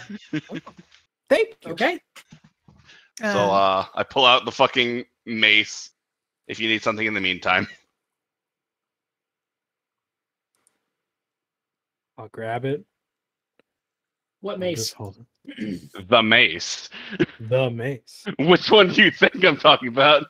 Do you know how to The swing around a heavy thing on the end of a stick? fucking mace. I'm pretty sure. You get Plus- given Plus that. 4. We're It's gonna strong delete as that. shit. Oh my god. This was Very Vin's. good. Knock down some demons with it.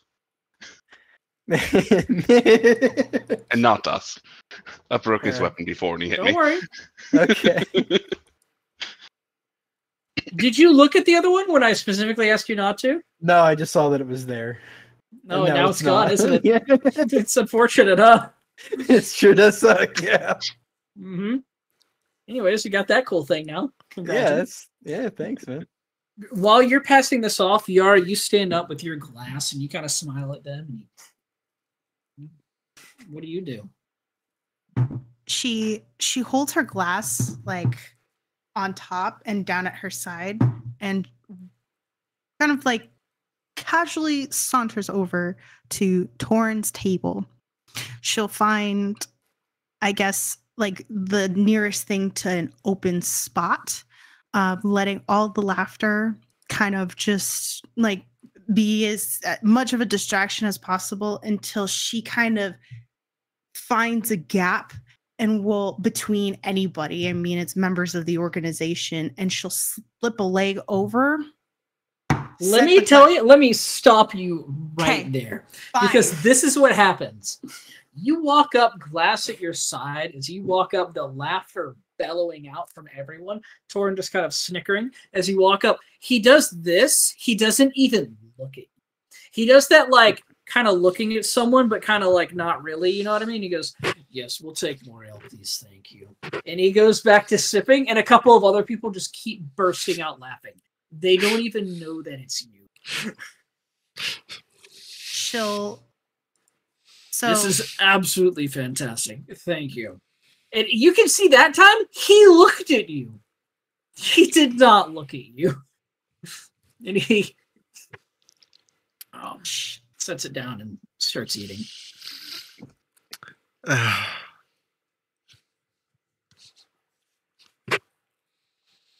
So then can I say that she takes a seat? Oh yeah, of course. Now you can. I just wanted to let Okay. you know the vibe. Okay. So she'll go ahead, take a seat, and she'll The start easiest finishing seat her is drink. literally to the left of Torin because he's a Yeah. big boy, so he commands space. Okay. She'll just take a seat Yeah. there and finish. Yeah. The moment your leg goes over to sit, he stops and goes,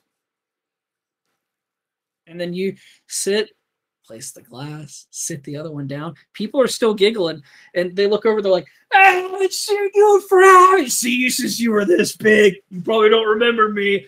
I'm Uncle Oriris. It's nice to see you. Oh, so man. good to see you. You. She'll Yeah. clink a glass. She, And then- he clinks, drinks it up. Oh, we were just telling stories of, all the things that we used to go, all the missions we were on. Oh, it was great. Never been on a mission with big guy over there, but yeah, I heard a lot of things about you. Another girl walks up, she's like, yeah. Oh my God. you're Esri. No, and he goes, no, it's Yara. And someone else goes, no, it's Blaine's child. It's Blaine's child. Yeah, whatever. Look, hey, you got aliases, we got aliases, we get it. What the fuck are we calling you at this table? It's And Yara. Torn It's is Yara, just sitting man. there, and he's just like, what in the fuck is happening? Like, he is out of control, and he doesn't look pleased as to how to get it back. Because he's not an idiot. He knows he can't make a scene right now. So he's just like, everyone watch him say, what the fuck? She's cheesing it up with everybody. She's reminiscing old stories. She's telling you of like, no, we're just sticking with Yara Blaine. No more of like the hidden mercenary work. I'm here to be a true adventurer. Oh, a true adventure. Wow, that's fantastic. I heard you went to the 9 hells. No. I heard she went to a couple of hells, not all 9 of them. And then they just go. He does not say a word the entire time you are here. If anyone looks at him, he'll just go, and sip his, completely empty mug. And she's making sure the stories are straight. She's talking about the Kuishki. She's talking about Dis. She's talking about Skyreach and just passing along to everybody all the members that she can, hyping up Nadia and her new work. Will like show off, like pull her like sleeves up a little bit. There's a point when you're pulling it up. He's like, yeah, and he pats you on the shoulder. Normally, this would put you shrink down, but you are in your element right now, and there's something to this. And you do that, and you're like, right, and then he like kind of pulls his hand away. He just kind of looks at you, goes back to drinking air, just pissed. And she'll hype everybody up. Great wishes and all. Oh yeah. And you do this for like 5 minutes. And as that's going on, it's at this point you're kind of wrapping up, and you're about to start getting up. Like, you can tell that's how the tone of the conversation's going. Like, everybody's like, all right. And right as that's happening, all of you see up on the center podium a light kind of shines up. And you see an image of all of the generals, and it is an illusionary image of all of them. You see Jokta standing on one side in the flesh because he's sitting with you, while everyone else is an illusion, and they slowly start to become pure and materialized. But you can see it's very clearly in its magic. And you see they all look up, and everybody starts to die down, and you have missed your opportunity to get away from this table during this speech, because to get up now, everyone will look at you as everything gets quiet. And Torin kind of looks at you, and you kind of look at him, and his eyes just shift over to the generals. And they all and it starts with, funnily enough, not someone you would potentially think of. It starts with Gowan, the Ancient. He kind of has a staff at his side and goes, "For all the warriors here, we thank you for putting your lives on the line. We thank you for fighting against this great evil." And he kind of looks over, and Havarti looks over. Havarti, the one of the very high tier mages. In fact, he is the highest tier. He is also the principal. He is the school's strongest sorcerer, and one of the strongest on the continent of Prazavik. He smiles and goes, "You all have done wonderful. We thank you. We thank all great generals for this banquet that has raised our spirits. And you hear he is interrupted immediately as he says that. Everybody is just roaring like, and they just start going wild. And he just kind of he's speaking and you can't hear it. And it's clear that his wherever he's at is a little quieter because he's like, okay. And he keeps talking and no one else can hear it. Anything he's saying completely overshadowed by cheers. Until a couple of people are like, ah, and they start banging, and they're like, shut the fuck up. And you can hear people start getting a little quieter. You see Red Blood Drinker stand up. He's already standing. He kind of like steps forward. The image of him. He says, many of us have sacrificed many things to be here. Many of us have sacrificed people, names, relations, etc. We stand with these united armies, and we stand at the precipice of death. We stare in the face of the devil, and we wish to thank you. You see Tymant walk forward, and he just kind of nods, says thank you. You see Doom walk forward, thank you. You see Voss stand there silently and kind of nod. You see Alvaro in his little image step forward. You're not quite sure when he left, but he raises up his two-handed thing and kind of slams it on the ground. And all of them kind of nod, and all at once they say thank you. See, many of you, and Voss speaks. He goes, many of you will die. That is a sacrifice we're all here to make. It's unpleasant, but it's the truth. It is not something we should shy away from. Your spirits, if we succeed, will be cleansed. By the gods, they should welcome you through their pearly gates. They should welcome you to the very forests of Fauve Delanore. They shall welcome you to the volcanoes. They shall welcome you to that ash that rains from the sky. They will welcome you anywhere that you wish to go. They may even reincarnate you. However your gods work, however all of the gods work, it is clear they are watching down on us. And on this day, we march.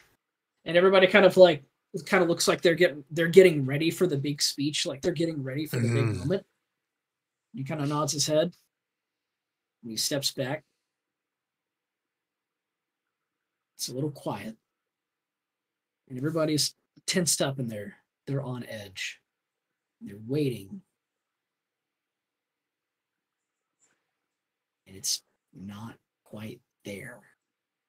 Is there anything anyone would like to say to try and spur on the spirits of their troops? Fuck. Okay. Here we go.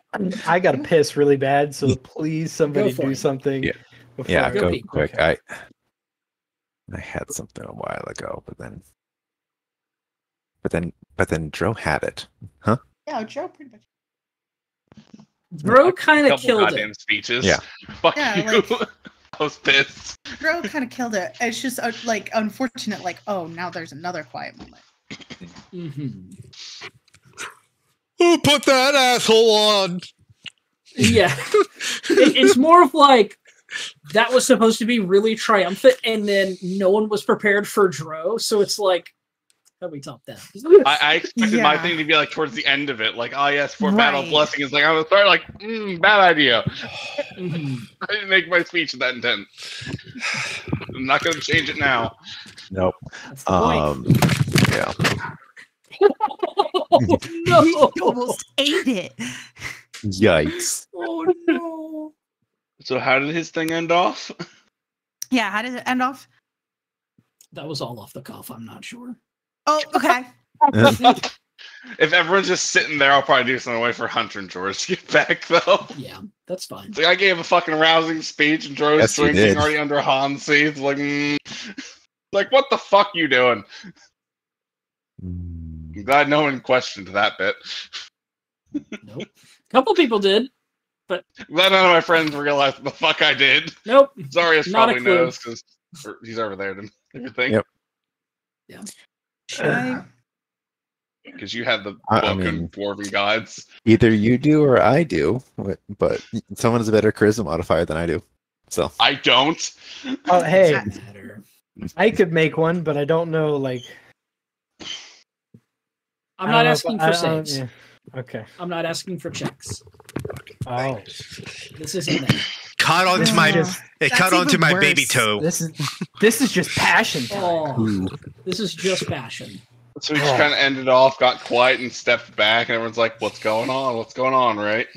Well, all right. Technically, It's Technically only what? been like 8 seconds, but you can tell like There's an y'all know awkward Voss. pause. Yeah. He's done. mhm. Well, Just Yara's technically at the other table, so you're not at the head of the table. I'm at the head of the table. true. So if you want to Yeah. go, since I know Yeah. you made something, both you and I have made something. Just in case this happened. Yeah, just in case this happened, it would just I'm need gonna give a quick tweaking on time my part. countdown. Yeah. Well, I will do We're something, going at but 0. Do what you think, but Zar. can you just kind of generalize on what note he ended it on? Just so I know where to He jump ended in it on this. on like, and so we march, Yeah. So we march. Okay. and that was. Yep. If he had literally just said here or for the Anything. United Army or Yeah. let's go kill something at all, it would have been perfect. But he just went, and so we march. Mhm.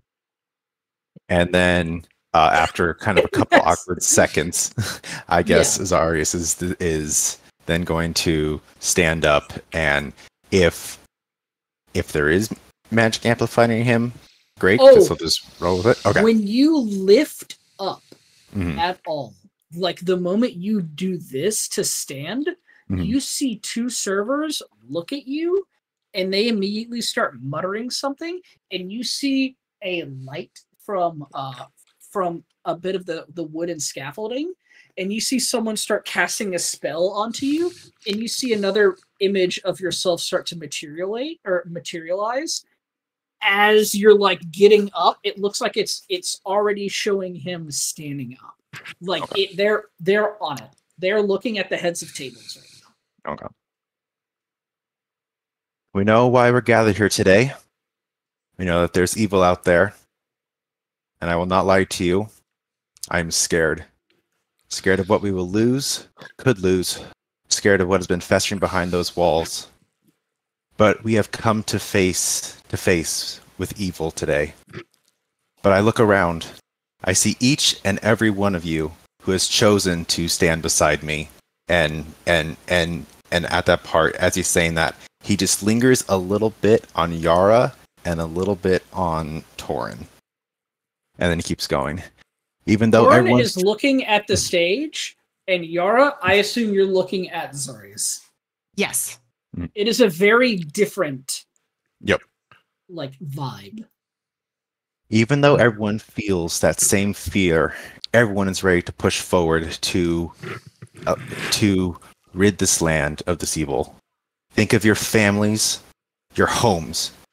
Would you let them be tainted and brought to ruin by these devilish forces? No. This is why we are gathered here, to ensure a future for your families, your homes, and your lands, to crush the enemy before they can spread. For that is where true bravery comes from, staring fear in the eye and advancing forward.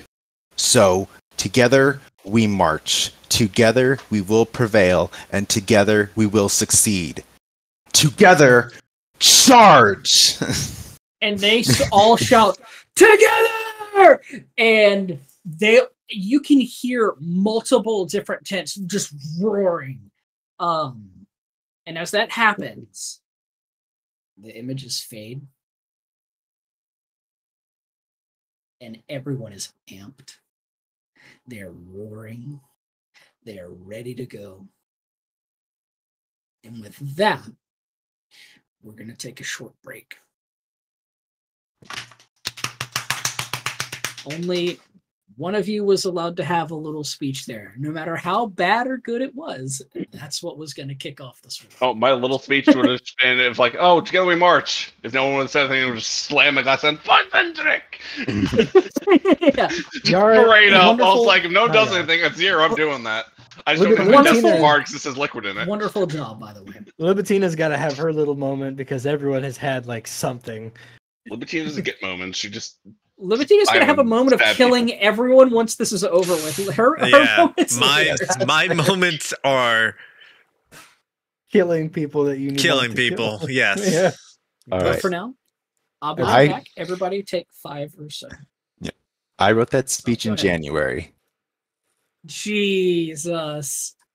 Good man. Of I 2020. wrote Good mine fucking- so goddamn long ago. I'm Yes. pissed. I also wrote and rewrote mine a couple of times. Yes. Oh. I think I have like not words, but a little flavor. maybe for the actions. fight. Yeah, but maybe like an action for like the front line. Start punching people. Oh. So hey Charlene, What's up? Grab drink. that dream sequence I gave you, Mm-hmm. do you want to know something really cool about it? I mean, it was already cool, but what's up? Yeah. So I appreciate it. That completely off the top of my head. Mitch went, hey, do whatever you want. And I was like, I get to have fun? Yeah. Felt good.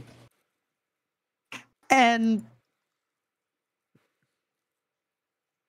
yeah, the yelling was a little off the cuff. Yep. I Yeah. felt that. I was like, oh yeah, she's letting it go here.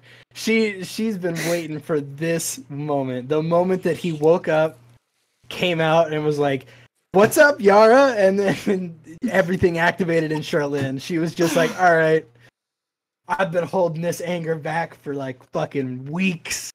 Yeah. You shredded into me." Well, it was like a culmination of things up until that too. Like He it's wanted to not go like, back. Yeah, he wanted to go back to teasing her, like just haha, Star Commander. But no, that fucking unlocked because like everything. it's kind of like, okay, you go back to like teasing, Mhm. and It's not the same because you died and there's a span of time that you don't Yeah. know what fucking happened. yeah, So you can't just go back to doing that yeah, without knowing what the fuck happened here. This is important and you Yeah. need to know about it. yeah, and it was and it's like a culmination of things, Mhm. and it just landed on Renki because of like, here's all of like the fear, and I'm like gonna take a the stab to say that she was angry like this for a long time. yes, she's been angry for a long time, ever since it's been building up ever since I can't believe we call it the Butterfly Palace, but it's been building up since then, of like, What's the fucking butterfly pal? okay, it's a long story, but just like well, we're at the city, Mhm. and Zarya's sister has died. Yeah. And she tries to get a hold of Torin, and Torin, that is the last time they ever spoke. Oh. She tries to get a message out to him. Stuff was revealed. And so the anger started building up from there. And then it goes from that to the everything tense that was happening in the war. You have tensions are high, and then everything was Zarius. Like that hurt. That On the- fucking hurt a lot. Like that was damaging. And then you have the awkward conversation with Lipatina, Mhm. and the fear of like, That oh, person, regretting Like, you instead I- of like going I against you. yeah, and like she didn't even like lash out at Lipatina the way she did at Renki, because she's holding it in. She's holding all the anger of like, okay, it was Zarius, Torin, and now this person who called me sister is now saying she might have to put me down like an animal. So like that's the way she interpreted it. Not saying it's correct, but that's how she interpreted it. And so she was angry from that. And then hey, maybe a really good friendship could form out of this person with Renki, and then to go down because of it, and other party members to go down. So like that was like the final nail in the coffin of all of that anger building up. And I'm surprised Mitch didn't make me like volatile or lightning or anything, because a lot of the times when you have a cool code on that got repaired. That's what it was. So like, because the times that she has gotten like really Super emotional, angry. Yeah. like Mitch will be like, you need to it's time. Yeah. Look, I was really afraid you'd fry the code again. I was like, please don't fry the code again. I don't want that again. I'm glad the code exists, because it probably just saved me from fucking probably. Which is yeah, so I see the code glow as you fucking just yell at me. It just gets tighter around her skin. Ugh. It's No, thank you. It does. Weird. It literally hugs her. Oh my god. Yep. So it's like a straitjacket. to stop from the no. You gotta cast something and it just goes no. Stop that. Love yourself. Why, Dro? All right. And with that, we fast forward. There is no time to do anything, as you are all individually pulled and kind of placed in a position. You feel as though these people have been given orders and they don't care what your rank is. You are just a person. You are a number. You have assigned seating, and it is their job to get you there. Hey.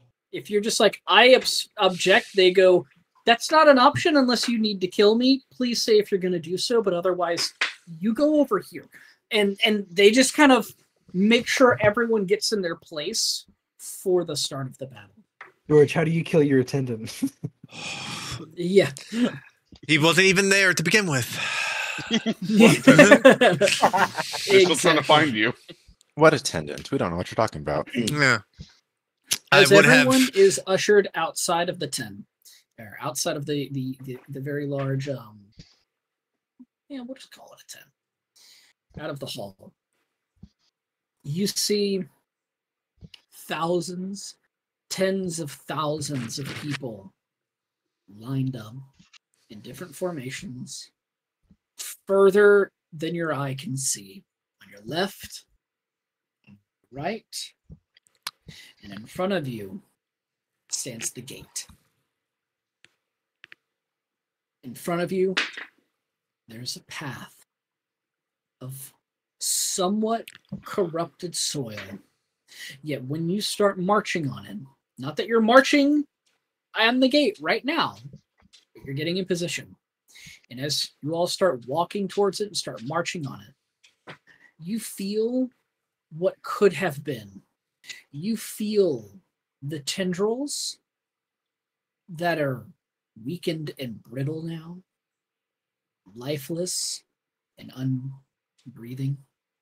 As you step, it feels like you're walking upon a bed of old leaves and sticks as it crunches beneath your boot. And you all can think and imagine you be walking through vines that are actively wrapping around your feet and your legs as you're trying to walk, tripping and stumbling over all of the soldiers.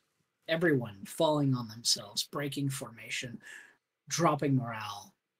And instead, as you all march, you see everyone is still in high spirits, walking, some even smashing their feet to the ground, reveling in the sound of the crunch that it makes as it echoes. Instead of hearing a unified woo, bum, bum, bum of everyone march. They all march to their own beat, and you just hear the crack of this brittle ground. And it kind of feels like things to come as they're breaking the very mold of the walls that surround and corrupt this land and this evil. And it is all thanks to you all that this army marches this day. As they walk up, you are all held aback as the rest of the army marches forward. And approaching you is Alashik, or not Alashik, I'm so sorry. Actually, yeah, it is Alashik. Alashik approaches you and says, hello. We will be beginning the siege shortly. However, we do not wish for you to participate in the siege. We wish to start the siege and focus our firepower on the front. We can we can all help transport the device. And as he turns, you see a group of people wheeling a cart forward. We can transport this device onto the gate, or we can transport this device onto the side walling while we all draw fire here. Either way, this is your all's call. We were hoping Sprick would make this call. However, he seems to be well, and you all look at him, and he's juiced. He's just ready, and he's just holding a shotgun. He's just kind of like vibing. He's like, yeah, just blow shit up. Just blow shit up. Just point me in the direction. I'm ready to fucking go. And he's amped. So it is up to everyone else to make the call. Do you use the bomb on the gate, or do you blow up a wall and march through on the side? Do you make a diversion and sacrifice your men, or do you go with them and protect some of the men, but have a higher risk of not having the bomb, and you'll have to wait for the Guardian to get here to tear down the wall, potentially losing more men? It's a risk. You have to choose your own. All right, Star Commander. Are you asking for counsel from any of us? Or Yes. okay, who are you asking for counsel? I think her gut reaction be asking Zarias for counsel. Yeah. Very smart. That's a strategist. Yeah, I was gonna say the same. Yeah. The plan was to have the army and the Guardian attack the gate and hopefully blow a hole in the wall with the bomb. Yeah, we weren't supposed to be attacked until the Guardian got here. Yeah. Correct. But But We only offer this up because Sprick spoke of something of this. However, we don't know his full plans.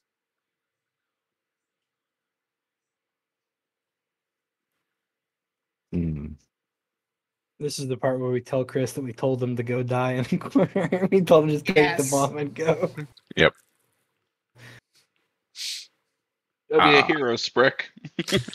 Either way, I need somebody to back my ass up because this thing, it takes a while to move and then it takes a few minutes to set up. So Yeah. I need assistance. I don't give a fuck. I'm ready to blow it up. I had a plan, lost a plan. That was really good boost.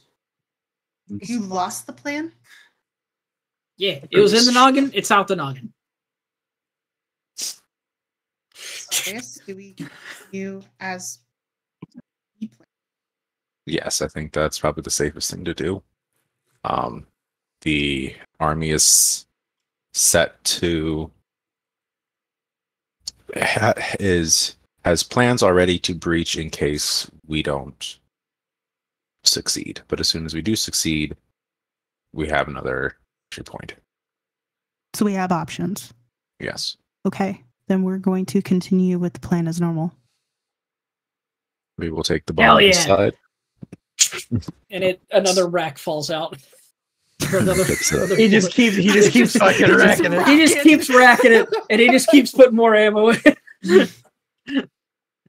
Ammo being small rocks or bullets.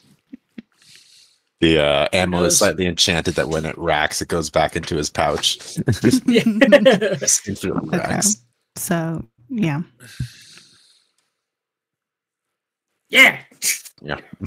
So Yara will make the call to continue as normal with the bomb. Going to the side. Yes, going to the side. We want the Guardian to breach the gate. Hopefully. Yep. Where are Guardians and we siege going? technology. We're protecting Alright. the bomb. 'cause Yeah, we're destroying protecting the force. We're bomb. protecting the bomb. Perfect. All right. We are protecting the bomb regardless of where the bomb goes. So Understood. You all We wait. blazing a trail. You wait. I also As can't be you're near the waiting. Guardian. After about maybe Fair. 20 minutes, you feel something. A presence. And it's far away to the south. And you turn and you see a dot start to get closer. You see no one else seems to notice this. As it grows and grows rapidly, you see more people start to kind of shrug their backs. They kind of they look like they're a bit uncomfortable. And they turn around and they look, and they see this shadow, and it starts growing longer as it starts to slowly creep up to all of you. And before long, you see a silhouette of a man in a gilded suit of armor made of, and the man himself is made of stone with no face as he marches forward with two long golden weapons as he just continues marching. And soon you can feel the of each step as it starts to vibrate. And the moment you can feel the vibrations, you feel a warmth enveloping you. And you see all of the men and all of the women, all of the different warriors that are there kind of look up and they start to smile. And one of them looks really confused, and you hear murmurs, and it just goes, "Have you never seen a guardian in the flesh?" And then one of them's just like, "No." It's like, "You're in the presence of a god." And they just start kind of like getting really excited. And you all see this golden gilded statue that just is marching towards everyone. And you hear a loud horn. Well, hold on. I probably gotta do this. Oh, no. I'm sure you could have heard that, but moving forward, you hear a I got it. and people are getting really excited. You see That's the wrong horn. Sorry. You see horses running by. You see horses running by with war banners on them as they're driving by, and you just hear as they have a spear, and it is just slamming against the different weapons, and it is slamming against the different shields, and it's getting everyone ready. And you can see the whole army just starts to like kind of move and breathe on its own. You have the archers in the back. You have the spellcasters besides you. You have these large trebuchets, ballistas start lining up. You see all sorts of different like scouts and scries start to disperse and go out on their own. Like they have a mission and they're going to it. You start to see people kind of sit up, grab their weapons and start unsheathing them. And then as one person does it, you hear shing, and then everyone starts unsheathing. Everyone starts grabbing their pikes and they're banging them. Their gavels, they're slamming them against their shields. Everybody's just starting to make a bunch of noise, and it sounds like an actual army is breathing and they're getting ready. It is chaos, but it is controlled. It is something that they all know what it is, and unless you are a warrior, unless it is you've been in this environment, it is breathtaking. It is literally thunderous noise in front of you and large steps of shockwaves and of light, almost as bright as the sun in the heat and in your backs. It is intense in all angles. And as this giant begins walking forward, it's only a couple 100 feet away at this point, but it towers higher than any skyscraper you've ever seen.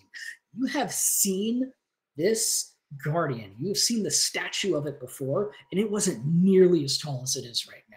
It is, if not slightly shorter than the walls of Mecca themselves. It looks at it as if it has grown triple, if not quadruple, its normal size, and its normal size was already about 4 stories tall. This is a colossal being, and it is marching on the gates. You hear nothing but the chattering and clanging of weaponry and the thunderous steps of all of this as you hear people start to shout and the army starts to slowly move forward in a walk and then in a jog, and they start to run as if there was a call that was sounded that you just simply didn't hear. And they all start running into battle.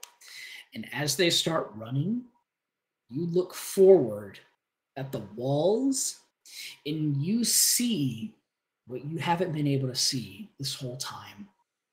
And as you start walking forward and as the shadow begins to crest over all of you and it starts to hit the other side of the battlefield, a soft, luminescent orange glow begins to bask in this battlefield, and it begins to bask on the other side of the army. And instead of yours, you are staring at the army of fiends, of devils, of demons that were hiding, lurking in the shadows, ready for a counteroffensive, that are suddenly completely unguarded. They are being basked in the sunlight, and you can see bits of their flesh start to peel and smoke start to rise from all of them as they're all sitting there just breathing, frothing, and they start charging forward as well. And you see 2 armies running forward, and they are about to collide. And as that does, you find yourselves taking a step forward, and as the army starts to move forward as well, you kind of start to take a step forward as other people are pushing you as well.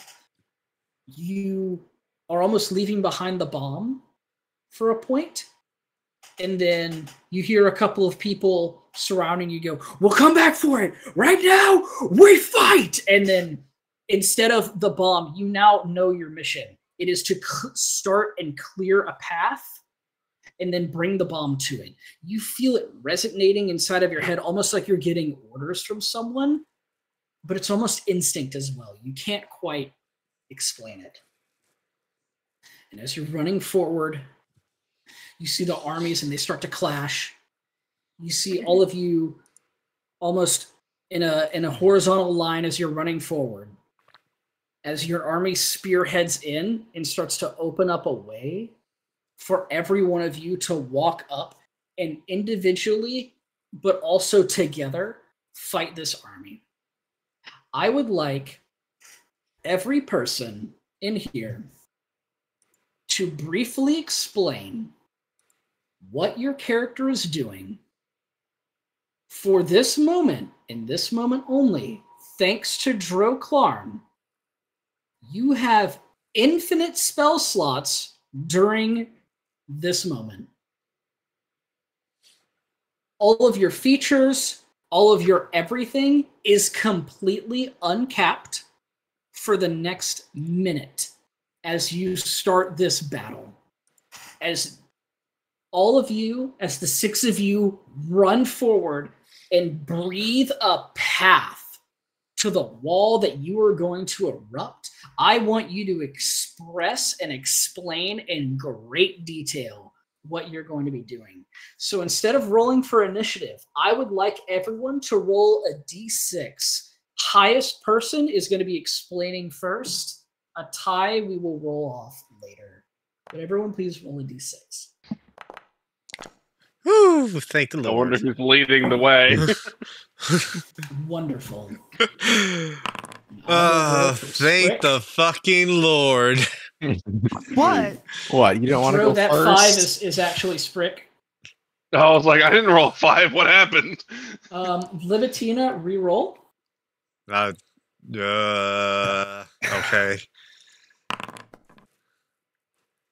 1. Okay, Libitina, you're gonna be Woo. going. You're gonna be going next. Then Sprick What? will go after you. Wait, 1? Oh, 'cause the 5, yeah. Yeah.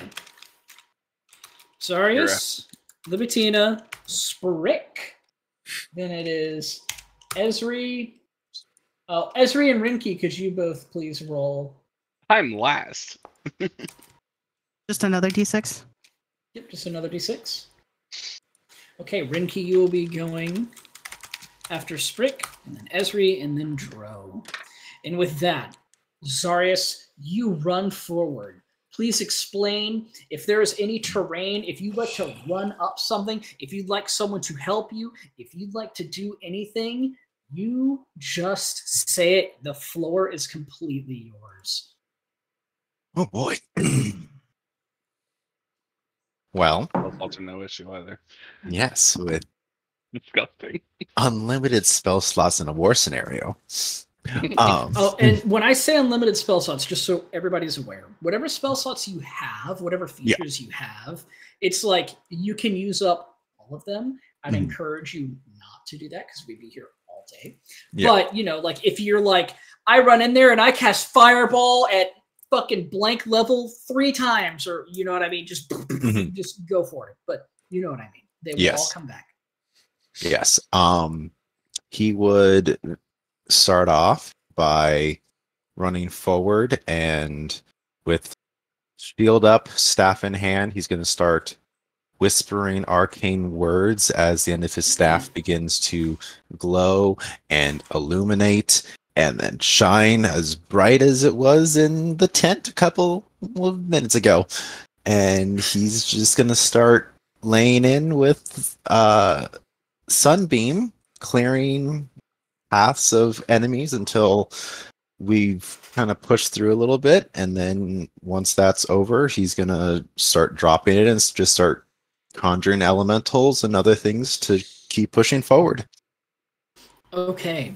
Zarius, you were running forward and you were casting your sunbeam as you were saying this. It is a beam of just it's like a lightsaber. It just and goes through, and as you kind of slowly start sweeping your hand across, it is literally mowing down hordes of the damned. As they are running, they are just being lit upon, they're being lit asunder as like you're blasting a hole through their chest. Their body starts, their torso starts to collapse, and they start to just be vaporized. Their legs kind of like fall and just burn into ash as they fly into the air, and you just mow them all down.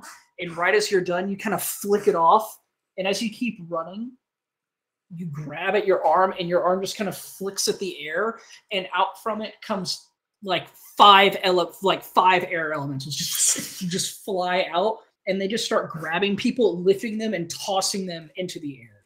And they are just flying everywhere. They're being wrapped around and constricted. All of the little, because this is all just fodder. And they're walking up and they're just grabbing, holding their lungs, and they're like breathing air. It's just flying out of them. Earth elementals start rising out of the ground with your footsteps, and they just roll over other parts of the army, and they just barrel through endlessly. It looks like they're never going to stop until they're out of eyes reach. You can't even count how many there are. It's not an endless number. It's probably only 5 or 6, but the damage they're doing is insane. As water elementals surge up and they flood parts of the battlefield where all of these body parts are, and they start to wash them forward, creating a bit of a tsunami and pushing them back. And then right as that's happening, you see they start to get a little bit of an electrical charge, and they just start shocking everything. and you were just standing there, and as you're just running, you were just smiling, and more sunbeams come out and just start mowing people down. Beautiful. Libitina, what are you doing? I'll start off with a question. The hat. Oh, the hat. Have you read your hat? I've read it about 50 times, yes. Uh-huh. The Would whip you like is 10 pounds. It's within the limits. Oh, yeah, uh-huh. Can I activate the hat to be able to control the whip? Well, of course. Why else would you have this hat? Yeah. It has a singular purpose. It's the whip.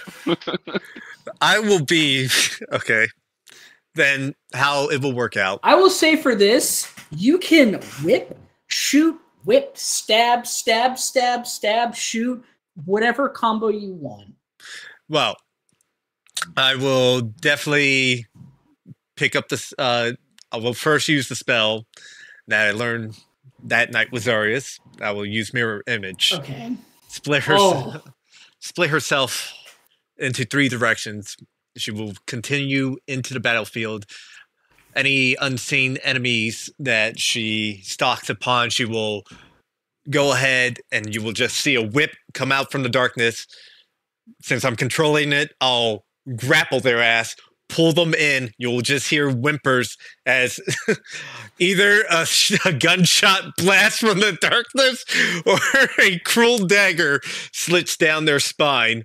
And she will just go into any of the dark areas in the battle, and you'll just see like fucking little imps get necked and pulled up into the fucking into the rocks above. You see a couple of these imps and of these lesser fiends that are just flying in the air from Zarius' air elementals, and you're grabbing them from the air and you're like pulling them down and slicing their throats as you slice one, you stab another, you whip another, and you were just. It is like watching a tornado of violence. You just see Libitina. There's 4 Libitinas all slamming and slashing and stabbing and shooting, and you don't know which is which, but everywhere that she goes, it's sprinkled all throughout. Bodies are just falling aimlessly, without purpose, and they're just everywhere. She is littering the battlefield with corpses, not quite to the scale of a wizard, but you can tell every single creature she lays her hands on is gone, vanished from this earth. And it's horrifying. It's like a ballet of death. Sprick runs forward, summons up the biggest version of his destroyer that he can, gets on top of it and just starts mowing down lines and lines of undead with his gun. He's slamming onto the back as catapults are flying forward and blasting off. His flamethrower is constantly going and he's spinning in arcs as he's shooting, laughing maniacally. Anyone that jumps up, he laughs and just blasts the shotgun and they just explode in a thing of viscera and gore. And he's just, the entire time, he's just smiling and blasting away. Flashes of light go across his face, and it truly looks something out of an action movie. He's just losing his mind. Endless ammunition, endless amounts of things are flying out. It's ridiculous. Venki, Yes. with your newfound powers, I would like to add one thing before you go, which might change a couple of things that you do. Not quite sure, but it's more fun this way. As you go to grab the flanged dragon mace, yeah. you grab at it, and you're holding the mace in one hand, and with your wooden hand, you instinctively pull out and you summon out of your arm. It starts growing out this large wooden petrified hammer out of your own hand. and it's literally connected to you. However, it lands down and it's clearly a two-hander. You can happily tear it off and leave it and grab onto the flange mace and do whatever you were doing, or you can put the mace down and then grab the big two-hander. Whatever you'd like to do. Can I read my hammer first? Well, of course you can. It's in your inventory now. It's true. Yeah. Okay.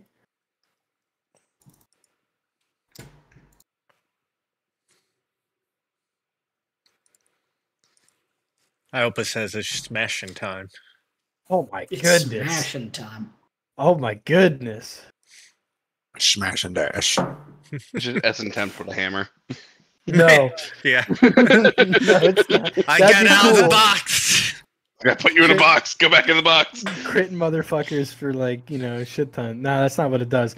But what is the damage and stuff on it? I don't see it here. I just see the additional. Oh, it's there. You'll have to use it to find out. You can also look in But it's the there. look in the item itself. I don't want to if I'm not allowed. You can. Okay. I'm gonna go take a look here. What does it do? Ooh. The flanged ooh. mace is designed to kill multiple hordes of things, where the hammer is hammer. Not. While hammer. you figure that out, we're actually going to skip you for a moment. We're gonna Yeah, go go ahead. Esri. That's fine. Esri, please describe what you are doing as you run into this battlefield. So I imagine Yara runs into the battlefield with this newfound confidence. She reaches for the spear that Dro made her, and as it extends out, her power, which comes from her own soul, like the electricity isn't being pulled from the sky, it comes from within her, and it comes it starts building up in her chest, and then it comes down into the spear, and she chucks it, she spins it around a few times, trying to gauge where to throw it first, and then when she finally picks a spot to try and pierce through the crowd, she throws her lightning spear, letting it whistle and scream through the battlefield. And once she's thrown that, she then builds up a charge to I just want to let you chain. know. I'm sorry, I do have to interrupt you for just a second. As Yeah, you hurl this spear and it flies through, it pierces straight through every single enemy. It never stops. And you can't see, but you hear seconds after you throw it a loud, and you see it impacts the wall all the way across. It went clean through this fiendish army and just erupted on the other side, and you see a blast out from it. Please continue. So cool. She then pauses for a moment so that she can charge up in the feeling of an oncoming storm and the temperature dropping in the air and the wind picking up, and she pulls as much electricity from within her as possible to just fire chain lightning with volatile as many times as she can as she reaches out, as she shoots a chain lightning in one direction to let it build, shoots a chain lightning in another direction to build, and off middle, left, and right, and there's this new glow in her eyes, and she finally has a place to let volatile just do its thing. Nice. Hell yeah. Oh, hell yeah. And as you do, and it just radiates out. This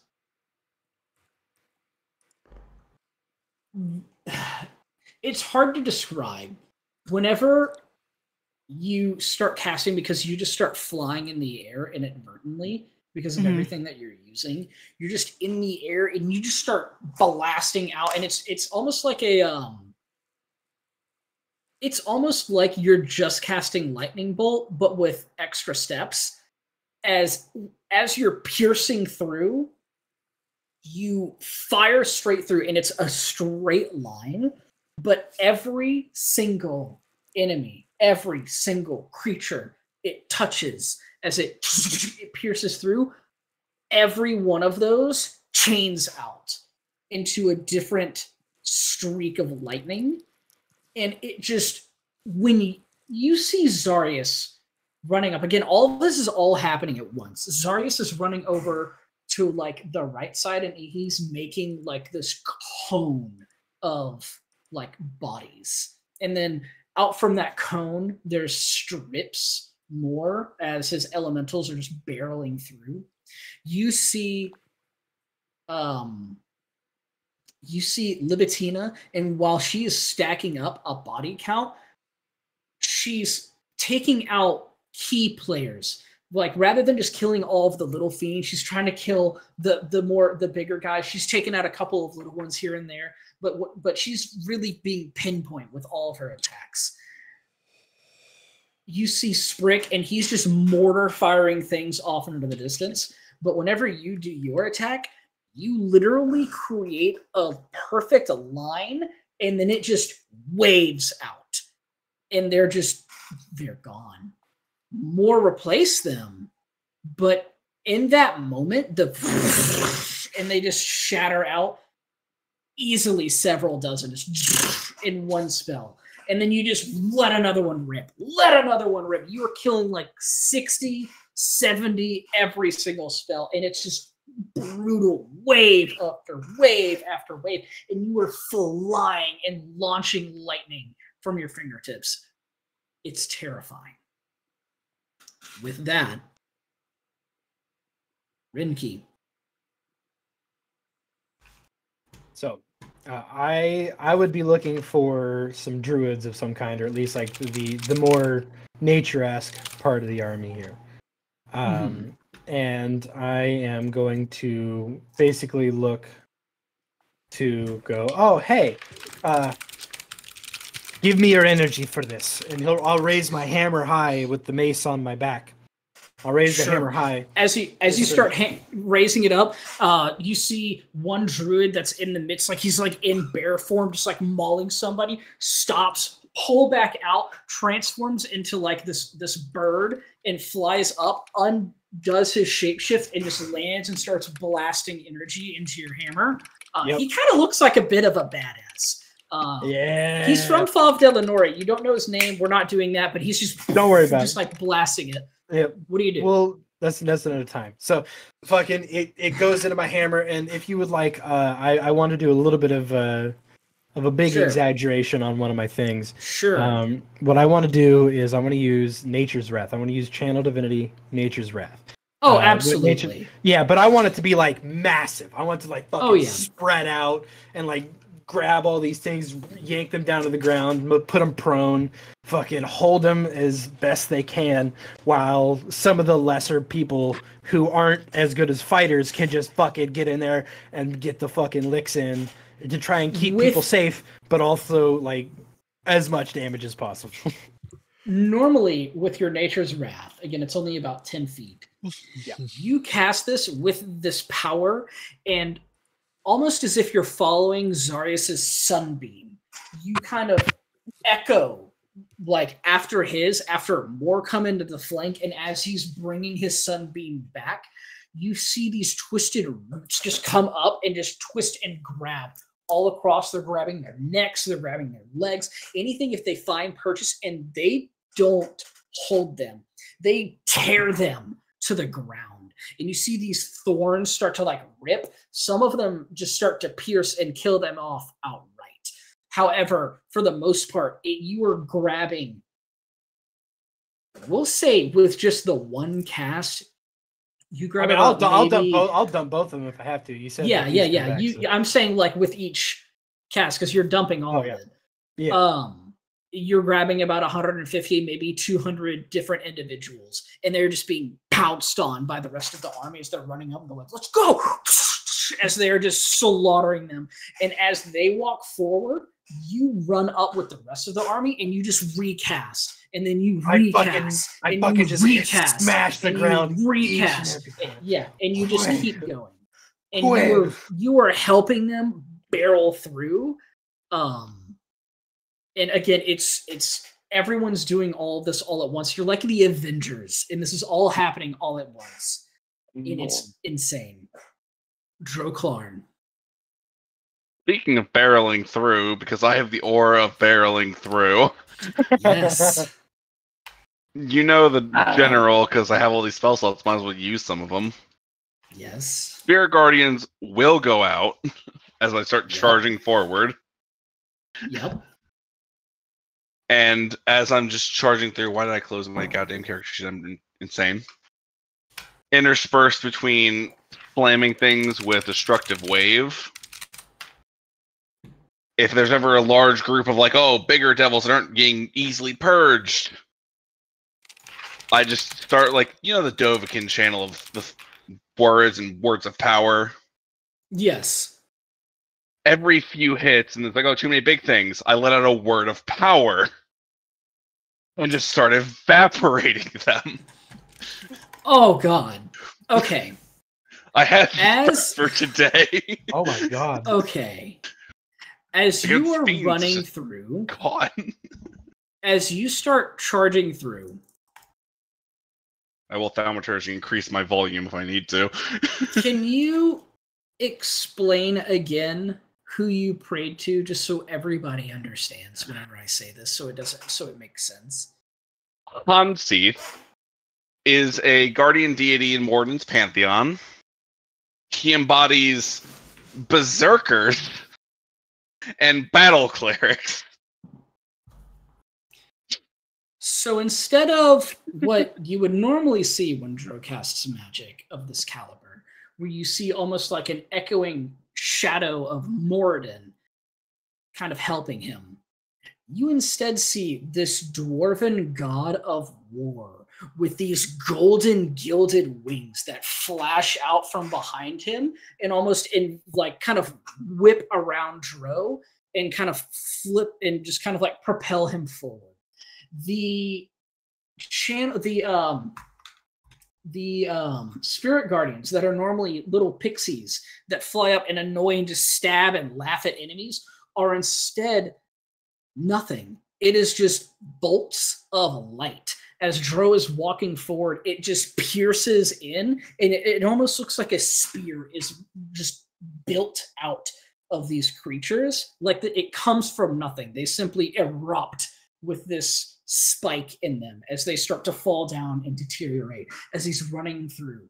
And when Dro speaks, you can hear him, and every time that he shouts, but instead of just that, you hear this echoing deep, like whatever word, if he's just like, be purged, you hear be purged, of like this echoing of a god just whips out, and you can see this otherworldly face, this avatar that surrounds Dro that billows out and erupts from him as he barrels through the front lines, literally creating a ground of holy aura and no longer cursed ground.